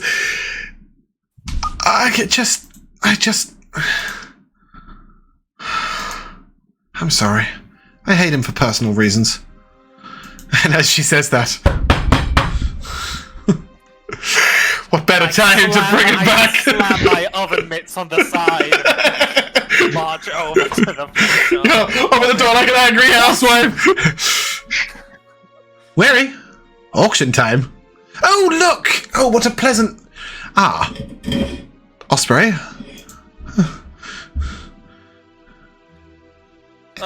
He looks at her. The door in Zadicus's face. It stops, quivers in the air, and she looks at her and, you're not going to throw any daggers at me today, are you, dear? Much as you'd like to, I'm sure. Anyone else accompanying us for an auction? I love an auction. It's very exciting. You get to raise a paddle and everything. Anivari? Dinari? Wary? William, should we make it a group trip? I'm sure Osprey will take great care of your home. What is that? What's that meant to mean? Oh, a murderer turned housekeeper. Why not? If Anivari can do it, anyone can. He sort of gives a little smile. That was meant to be a... She'll be fine. Shall we to the auction? Like, I'll take off my, apron and I'll go to my room. Are those fruit tarts? Fun stuff. And as I come out, I'll be like, get to step in! I was looking forward to that. Are we all going then? I'll glance over at Osprey. Are you okay? Yeah. Okay. You go. I won't murder your house. I trust that you won't.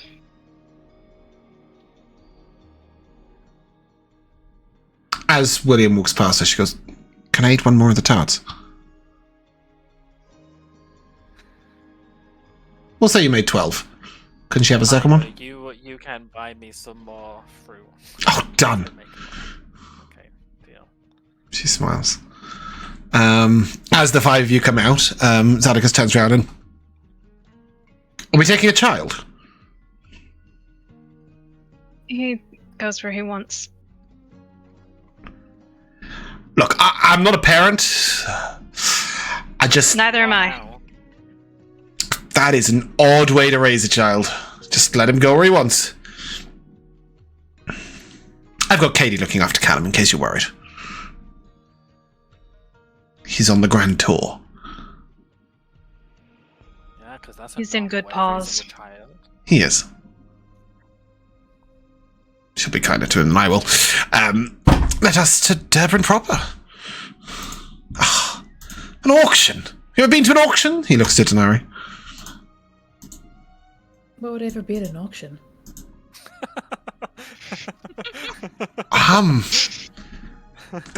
It's fun.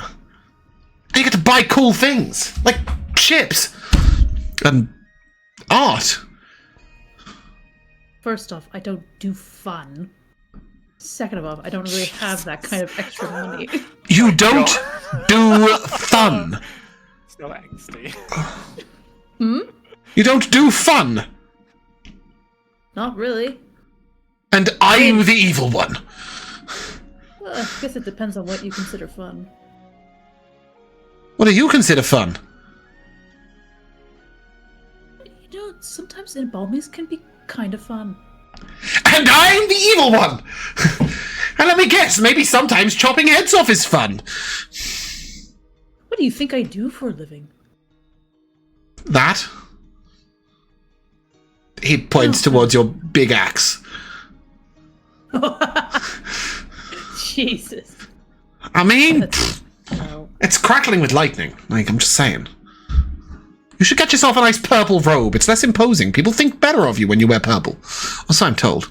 I tried pink for a while, but I was approached by a strange man in a tavern, and I thought I'd give that a miss. If I do purple, I'm gonna look like you. And that is precisely the point. How wonderful, right? Well, aren't you, Anivari? Get to auctions often? No.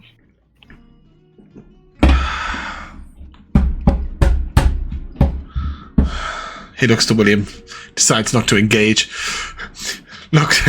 Looks to Weary and says, speaking of art, was it accurate?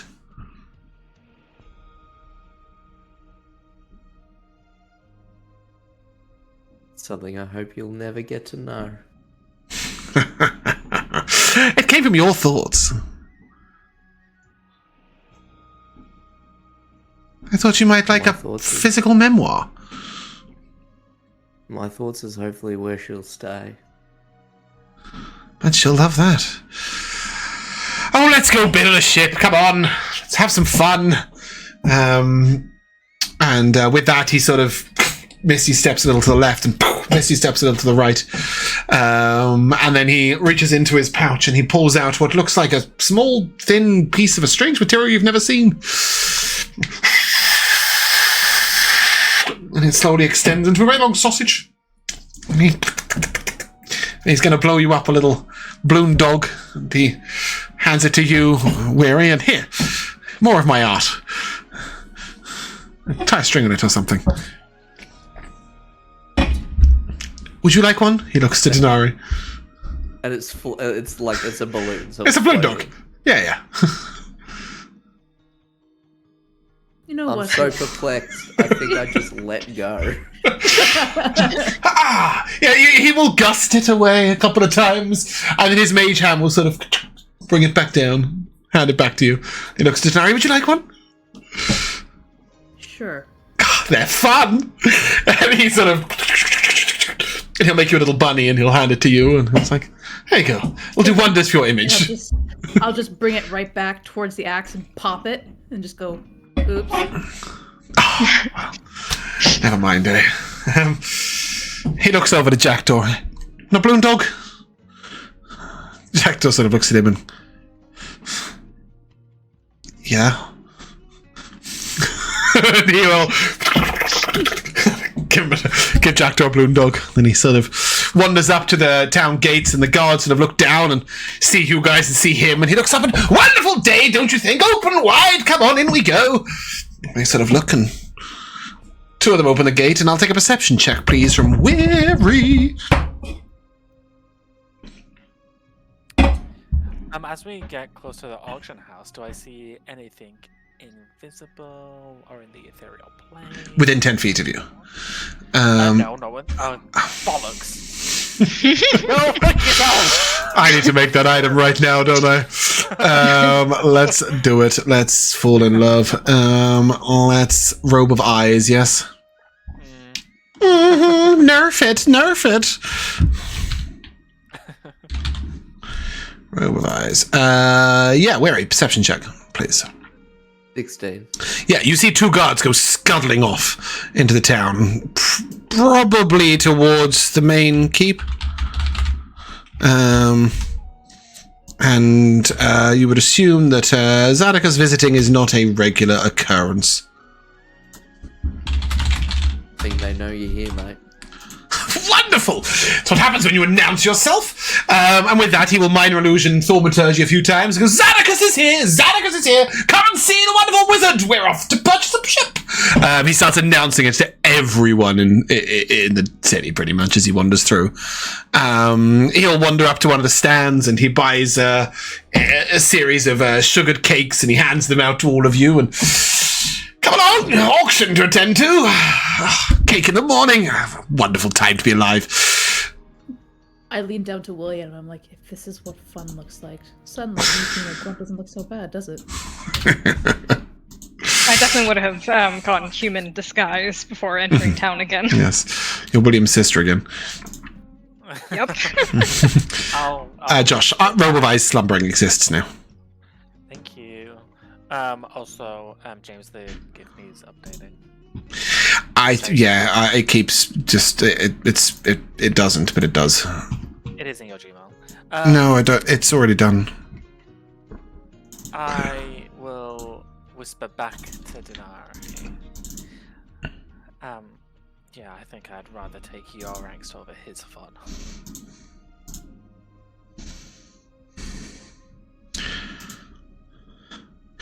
Don't want your cake. He looks to William. What? Do you not want your cake? He's just handed you a sugared cake. All of you. Like on a plate?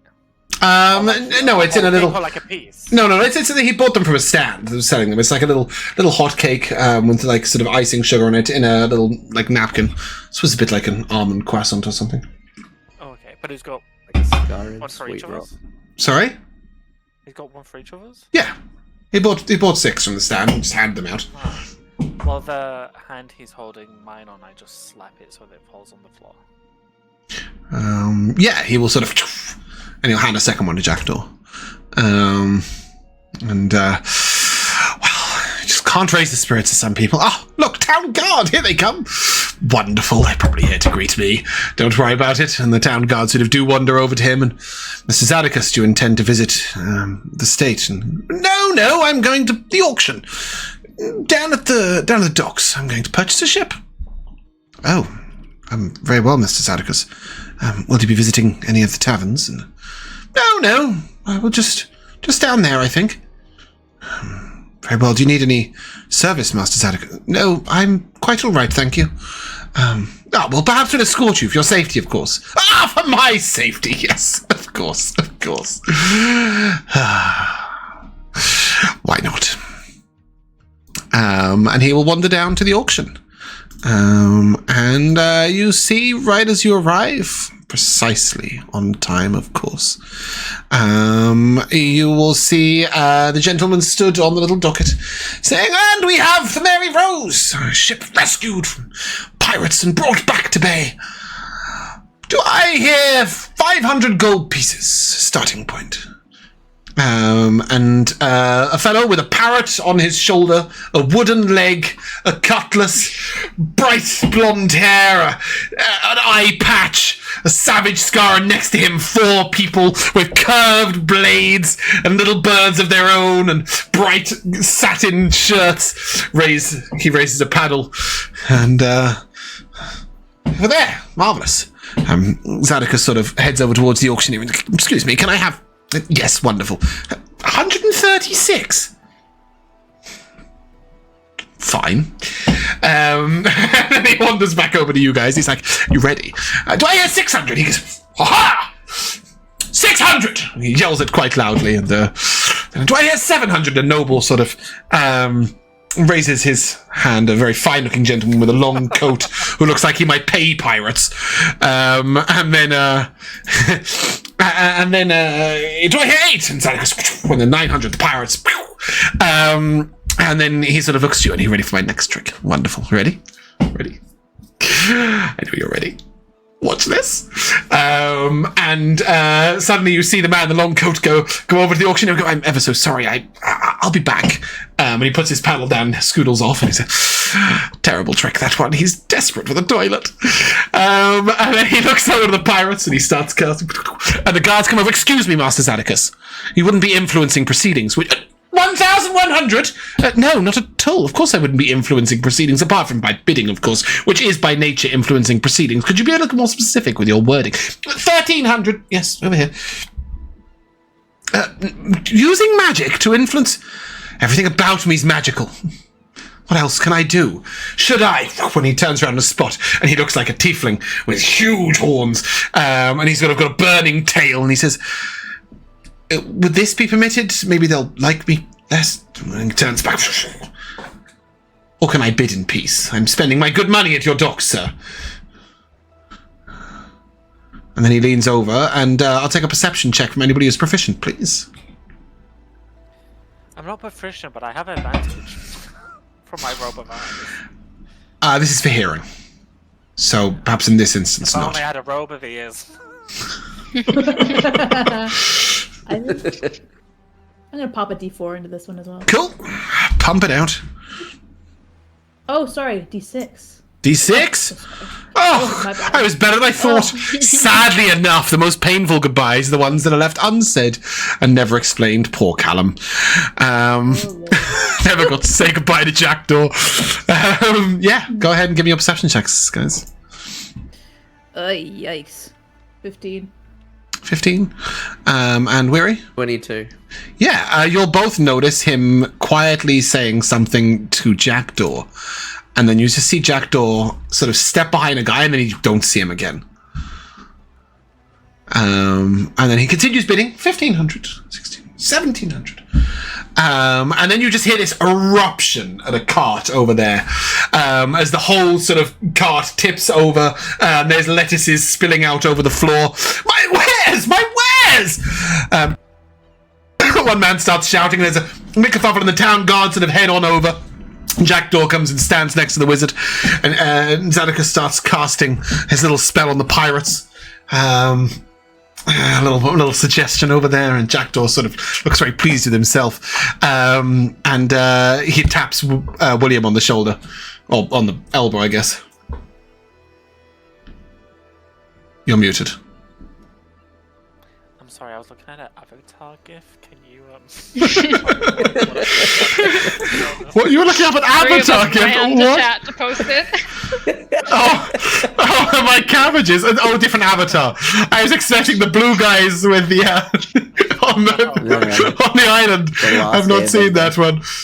Okay, apparently I'm just a meme all the time. Sorry, what was you saying? So obviously Jackdaw comes over. He's looking very pleased with himself, and he taps you on the elbow.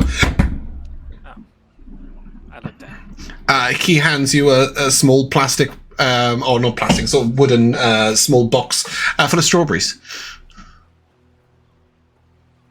I open the box. Do they? Look... No, it's just an open box, and it's just fresh strawberries. Do they look poisoned? No. They're quite obviously what he stole from the card over there. It's not such a... He's also a dirty thief. He'll hand you some stolen strawberries. And Zadicus... Go on. Sorry. Yeah, I will put them in my bag. Cool. And I... One by one, or with the with the wooden box? Yeah, and I will I'm gonna take a little vial out of my bag as I look down at Jackdaw, like, because he's like a really rough and tumble kind of kid. So I imagine that like maybe his like cloak is a little dirty or like that. Yeah, he's always a little dirty. Yeah. Yeah. So the vial I take out, and I'm gonna squirt some of the spray on him. I'm squirting perfume on him. He looks at you and they'll smell me coming. This is the worst disguise ever. So meant to be a disguise, so I know when you're coming. No. Fine. When he goes and stands next to Anivari and he's like, do I smell like a girl? No. It's kind of nice. And then, you'll see Zadocus keep bidding. Now, there is only 2 people bidding. There is Zadocus and there is a gentleman who looks a little odd. He's got a very, very, very long black beard that sort of curls round at the bottom. He's wearing a beautiful top hat and tails. He's got very bushy eyebrows that fall right down over his eyes, and he's sort of very casually just raising his thing. They're up to 3,200. And Zadocus turns to you and says, damn it, this man's just going to keep bidding. What are you going to do about it? Does he have some sort of interest in him? In her? Why does he want this boat? How should I know? Oh, no, maybe you recognize him. Maybe you don't, I suppose. That was kind of a long shot, wasn't it?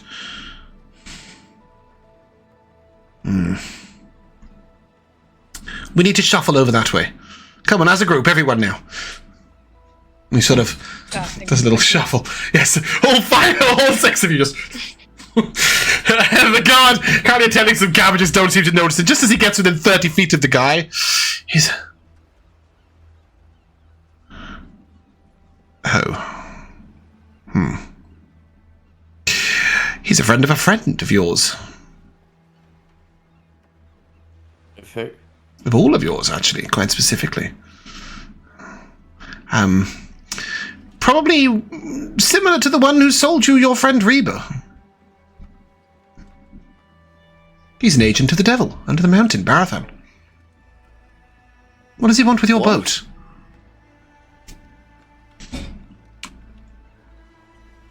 He's Falconer. I can only imagine this is just a bigger version.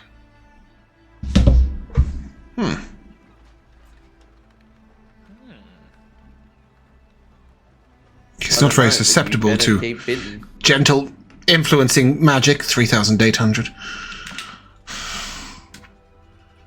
This is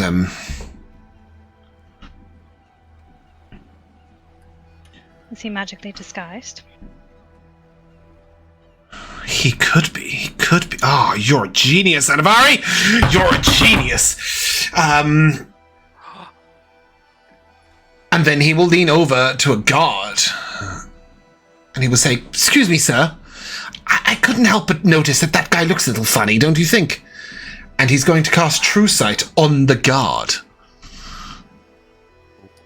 Oh, that saves me having to walk over there. He looks up at you and he's like, I like this. And the guard looks over, Devilkind! Devilkind in the city! And the other guards are sort of looking at him like he's absolutely insane. Well, do you think they'll... And then he looks into Dinari and goes, make a loud noise! I take my scimitar, bang it against my... More than that! All of you, make a noise! And then you hear like this big... As he's prestidigitation, a big noise. Great, yeah. Do all the things. Make some, Jackdaw blows a little whistle. We all start like doing a little party, and then you'll see like this bubble effect as he casts a spell magic on the aristocratic-looking gentleman at a fairly high level. And standing there is this beautiful, tall Cambion, red-skinned, devil tail, little wings, everything. And the guards start like herding him around him and seeing him out. And he looks to you, Anivari, and he's like, oh, "You're a good egg." And then he, do it. I was only bidding against him for the last 1,000 gold. Can I have it for the... Going sold to Xanacus for 3,700 gold pieces. Xanacus, a bastard. Oh, sod. Well, never mind. You're paying me back anyway, aren't you? I believe we've made a purchase, shall we?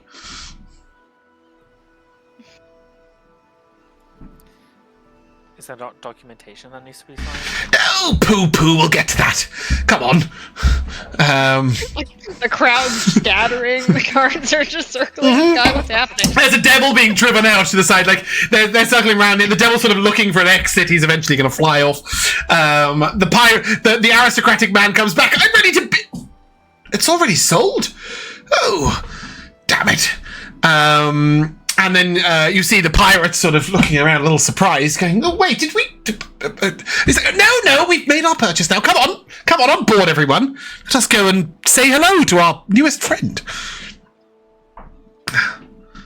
And then he sort of looks around. He's, oh, I see the problem. No matter, you don't need to worry about it. Whatever you call that ramp thing. And he will cast Fly on the 6 of you. And he will hoist Jackdaw up off the ground and then say, watch this, lad. And then he lets go of him and he floats. It's good, isn't it? Come on. To the boat. And you guys can very slowly and awkwardly, sort of without, like, doing anything special, just drift in unit over the sea.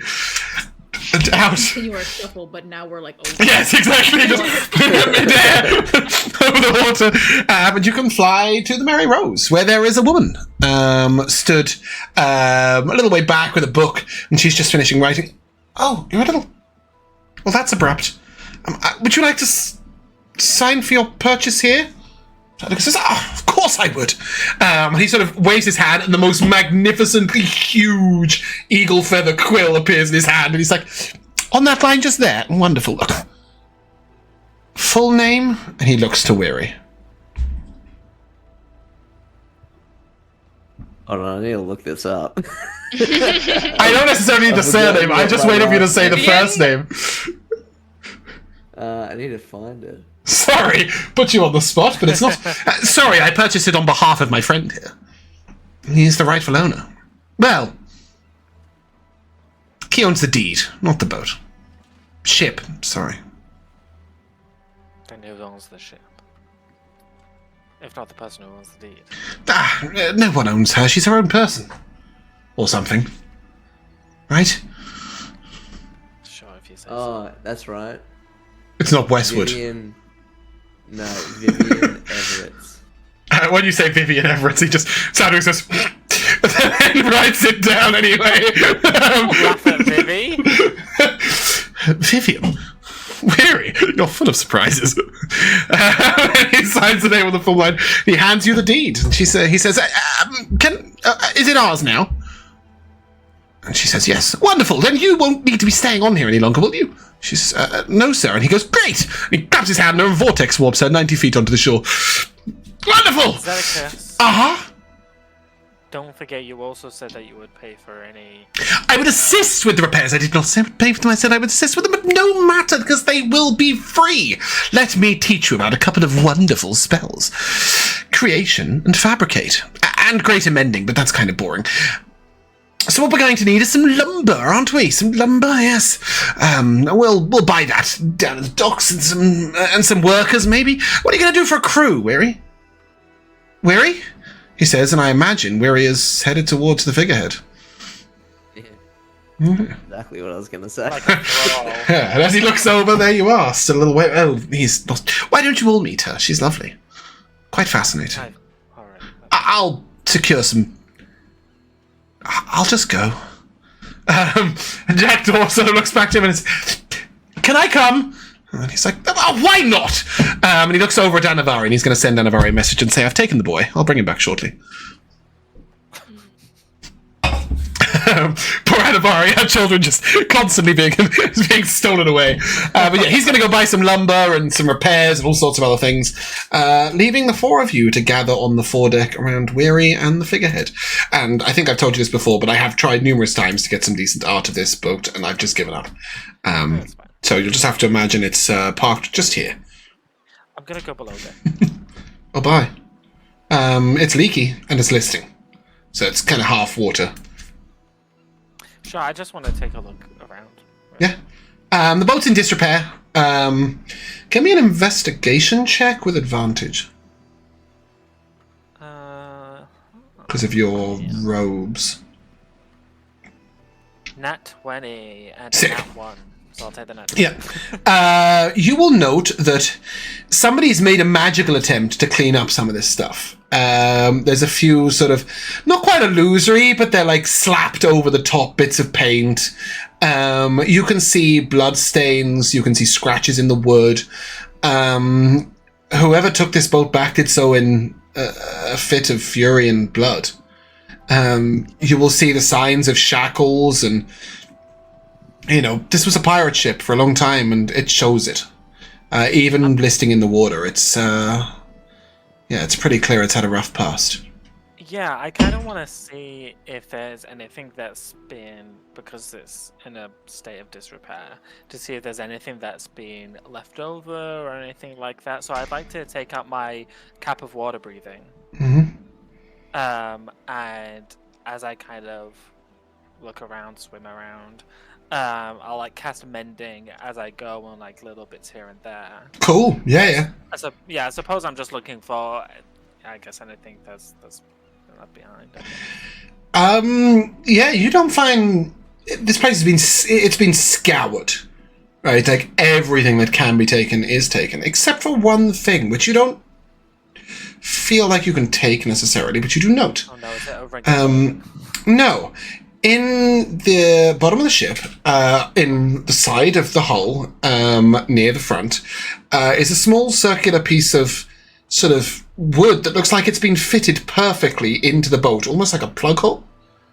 And on it are all sorts of ornate carvings. It's no rune, it's not a picture of anything, it's like an unusual pattern that sort of swirls round and draws the eye in. It's completely different to every other part of the boat. It's difficult to see. It is underwater at this point. It's very difficult to see, even with your robe, like just through the water. It's difficult to make out everything clearly. But it looks like it goes all the way through the hull, and it's just a circular disc, ornately carved. No magic, nothing invisible or true sighty about it either. Yeah, I'd like to try and get closer just to see what some of the symbols. You're touching it. I would assume. You can get right up to it and touch it. It's just they're not really of anything. It's just very intricate, swirling patterns, and it's difficult to really explain. Then I will call out mentally to Mary. Mm-hmm. Does she answer? No, I don't think so. Not right now. It's not this, but that's sort of an indication of the sort of thing it might be in Discord, just to show you. It's just ornate. Ignore the flower in the middle, just like the pattern around the edge. It's just swirly-whirly. And that's on the floor. It's right. So the hull is the bottom bit of the carved bit of the boat, and it's in one side of it. A circular. And while you're doing that, we will go back to the others as the two of you, Anivari and Dinari, approach Weary. Weary, you're just here. You okay?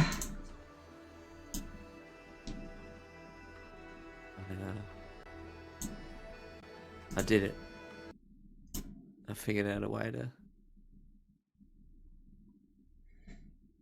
free you, in a sense. So,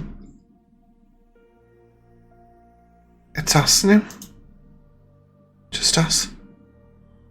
And anyone we let on board?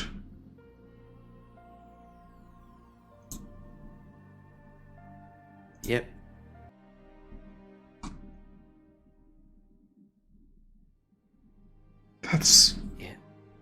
That's amazing.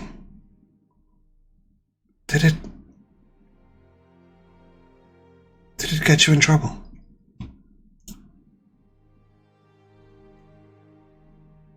Not like the trouble we've faced before.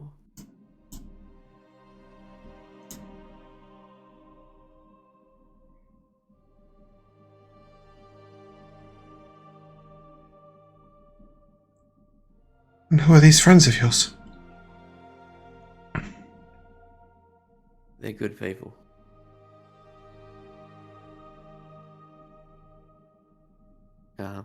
You've met one of them before, William. He's below decks, moving about. She won't recognize that name. I gave her the name Hale when I spoke to her. Mm. No, But but she recognizes you. Yeah, she recognizes your presence. Right. Does that And make she will say, he's below decks. He called himself something else. Yeah. Sneaky It bugger. was just. He was just probably trying to protect himself. He didn't know what you were. But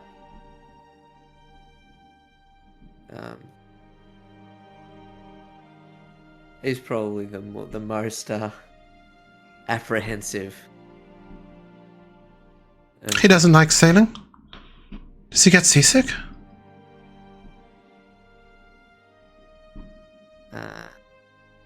A bit more esoteric than that, love. Oh. And these two? One of them's Anivari. She's the bravest person I've ever met.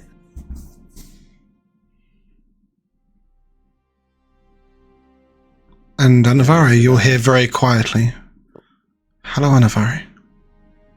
I'm Mary Rose. Pleasure to meet you. It's good to meet you too. And you said we're the other one? The other one's Dinari. And if it wasn't for some weird turn of events, you might not have met her.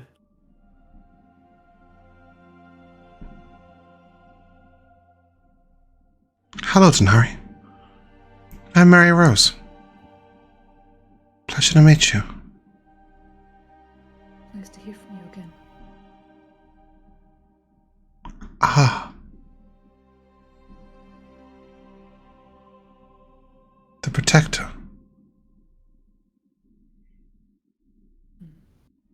Thank you.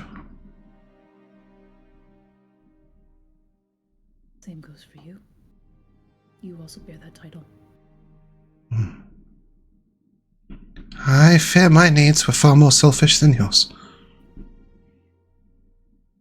I wouldn't be too sure about that. We will talk. A lot more. And then she'll say to both of you, so do you sail? This is my first time on a boat. It's a ship. Hey!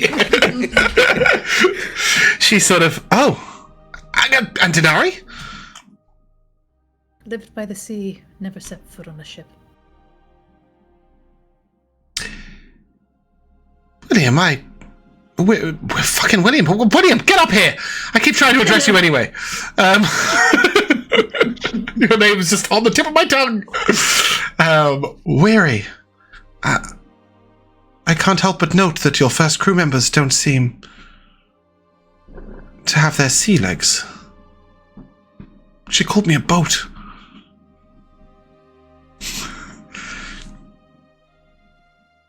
You've got to learn to let that one slide for a while. I'd slide once and suddenly everyone's saying it. Alright. Are we going to have crew members that know what they're doing too? Where are we going to sail? So, above table question. What's the skeleton crew needed to sail the Mary Rose? How little? So if she is smaller than a brig, you could probably get away with just 6.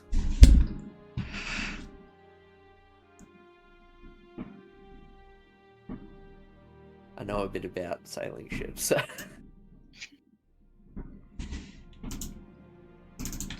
But it could be up to 20. This is the thing. We just retroactively say that she's a dinghy. We bring down the crew to like 2. Maybe she could be a magic bar and she just sails herself. Including the captain and the navigator, you'd probably need 12, I would say. She's like a mid-sized caravel. Okay. But that excludes, like, you know, if you had anyone else, like a carpenter or cook or anything like that, you would need more. And yeah, I've also spent way more time researching medieval boats than I would have liked to for a campaign that lasted 12 episodes. We had a pirate. I know, I blew it up twice. Okay. I've run a pirate campaign twice, and neither time did it make it past episode 12 or 15 or whatever it was. But yes, you would need a crew of sort of 12 to 15, 12 sailors. We don't know 12 people. How much does a sailor get 12 paid people a in the day? house right now. A sailor earns between 1 and 2 silver pieces a week. And a week is 10 days. Sounds like we're hiring some people. So, for a full crew, it'll cost you probably 2 gold a week. 2 gold a 10 day. It's a 10 day. Right, there are 3 weeks in a month. Too expensive. No. And where are we sailing? Where? Oh no, I don't say that. I'm not that. Oh, I know. But she says, and where are we sailing, right? We don't know just yet. No, west of Westeros. But eventually, we're going to be making our way to Adamance. A wonderful port. Brilliant. Well, I'm sure you've got lots of things to do. And then very quietly, she's going to say to just you, Weary, your friend in Anivari is in real need of rest. That's true. William, at this point, you could... she will finally acknowledge you. She'll say, I'm sorry, we were having introductions up on deck. Will you join us? William. How do you know that name? That is what Weary calls you, is it not your name? That is information you shouldn't have. I apologize, I did not mean to cause offense. It is but what he and your friends called you. It's a matter of safety. There's a lot of power in knowing someone's name. I will endeavour not to share it with anyone else. I'd prefer if you could just forget it yourself. These timbers do not forget. I'm sorry. I wish I could forget some things too. Do you know what this is? I have my hands on the thing. No. It has always been there. Does it look like there's like space behind it? I don't understand the question. So like... It goes all the way through the hull. Like if the ship goes here, it's like, does it jut out a bit so there'd be like a little... No, it's like fitted perfectly into the hull, and it goes the thickness of the hull. So one side of it is the sea. Yeah, exactly. Okay, right, yeah, that's what I was Sorry, asking. okay. I didn't know the question of it was like her, like, heart or something. She's gotta be somewhere. Anyway. Figurehead. Yeah. No, she's somewhere else. Yeah, I'll just say we'll come up shortly. Mm-hmm. Okay. The rest of you guys will see about 20 people headed up the gangplank that has now been placed alongside her. They have hammers and other carpentry tools. There is a cart rolling a set of lumber. And you see Xanacus flying midair, sort of maneuvering a piece of wood and rolling it down into the water and look at this! Isn't this one spectacular? And the boat sort of stands up straight. And he goes, you'll be needing to work on her while she's out the water. Ready hands, everyone! We're going up!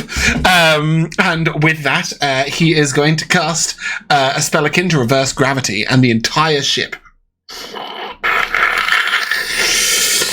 rises out the water 20 feet. And you can see people gathering on the docks to watch. The gangplank is now like this. The guy at the bottom with the lumber is looking up helplessly going, what do I do now? And Alex is like, aren't I magnificent? And on that note, that is where we're going to end. And we'll come to the timeless tradition of MVPs. And we'll start with Dinari. We'll start with Dinari, shall we? We shall start with Bumpkin. This is the first episode that I actually started making a list. Yeah! Pick a couple. This, I don't know, this episode, it was just so good. Oh, thank you. Like, everyone had really great things to say. James, you look personally like you were having the absolute time. I'm always having the time of my life. Am I just role-playing? I did say to Josh, though, this was one of the first episodes where I really felt like hard work. Like, halfway through, I was like... there's so many NPCs, and I'm like, shit, how do I discern each one's personality? And also, but it's always fun role playing with you guys, always. So I'm really glad you say that. But yeah, well, pick a couple off your list. What we had, also some great lines from Elora. It says you could be a good wizard without Zadakis. I like that. Not true, but I liked it. The stipulation of also like giving him time to be a kid. There was Josh's thing about Zadakis being like, don't worry, his decisional capacity will far supersede yours. And you didn't even finish sentence before Josh is just like, ugh. Yeah. You want to give us one more, and then I'll circle back to you. Yeah, the next one I got on my list was Jackdaw. It's just like, kitchen, pastry. He's in love with that house. Can you imagine, like, as a kid that's been deprived all his life, suddenly being given a kitchen that will give you pastries on demand? God, you'd be in heaven. Josh. Yeah, I also want to give props to you, James. Like DMing, role-playing as a DM, like a bunch of different characters is hard. So really props to you for Thank you. really doing it really well. Yeah, I really liked all the discussion with everyone about what decisions Anivari and Weary should make. And whilst I wasn't surprised by the decisions they made, I was very happy by the ones that they did. I think it really adds a lot of wood to that fire of what's going on in the world. That I think is really cool. And I'm very curious what the devil wanted with the ship. Yeah. I'm very curious what you guys are going to do with the ship, let alone the fucking devil. But we'll work that out as we go. Yeah, if only all the quests weren't on land. Jack, we'll come to you. We in a pirate campaign now? Not for long. You're not pirates either. Weary'll have your guts for garters. Jack, or maybe Toothy, or Weary, or whatever your name is. I'm so sorry that I called you William, Weary, Toothy, Jack throughout the session today. I blame Josh. Yeah, you get that. For me, it was all Josh. This session had some good ones. When he was talking to Jackdaw, and he realized he had to, make simpler words. Like he stopped halfway through nefarious, didn't he? Like, oh yeah, they're a nefarious. No, bad. I won't use the word nefarious. I'll use the word bad. And he cut himself mid. It was really good. It was it was so good. I'm like. It felt natural as well. It was really well played. It was so natural. It was that was perfect. And then you just being like, oh, and by the way, I'm wearing a ruffly apron. I got the ruffly apron on my list. It was so random and so relevant. I want to paint a picture of what's happening. I know. But you didn't describe the jam tarts. You didn't describe anything you were doing. You just went, I'm wearing a ruffly apron. Oh, you don't, I don't have. There's too many chats for me to follow. And yes. They look good. And then something that I thought was interesting. That Josh. This was before we even started the session, but Josh said to you, James, that we were talking about you portraying someone, I can't imagine exactly who it was.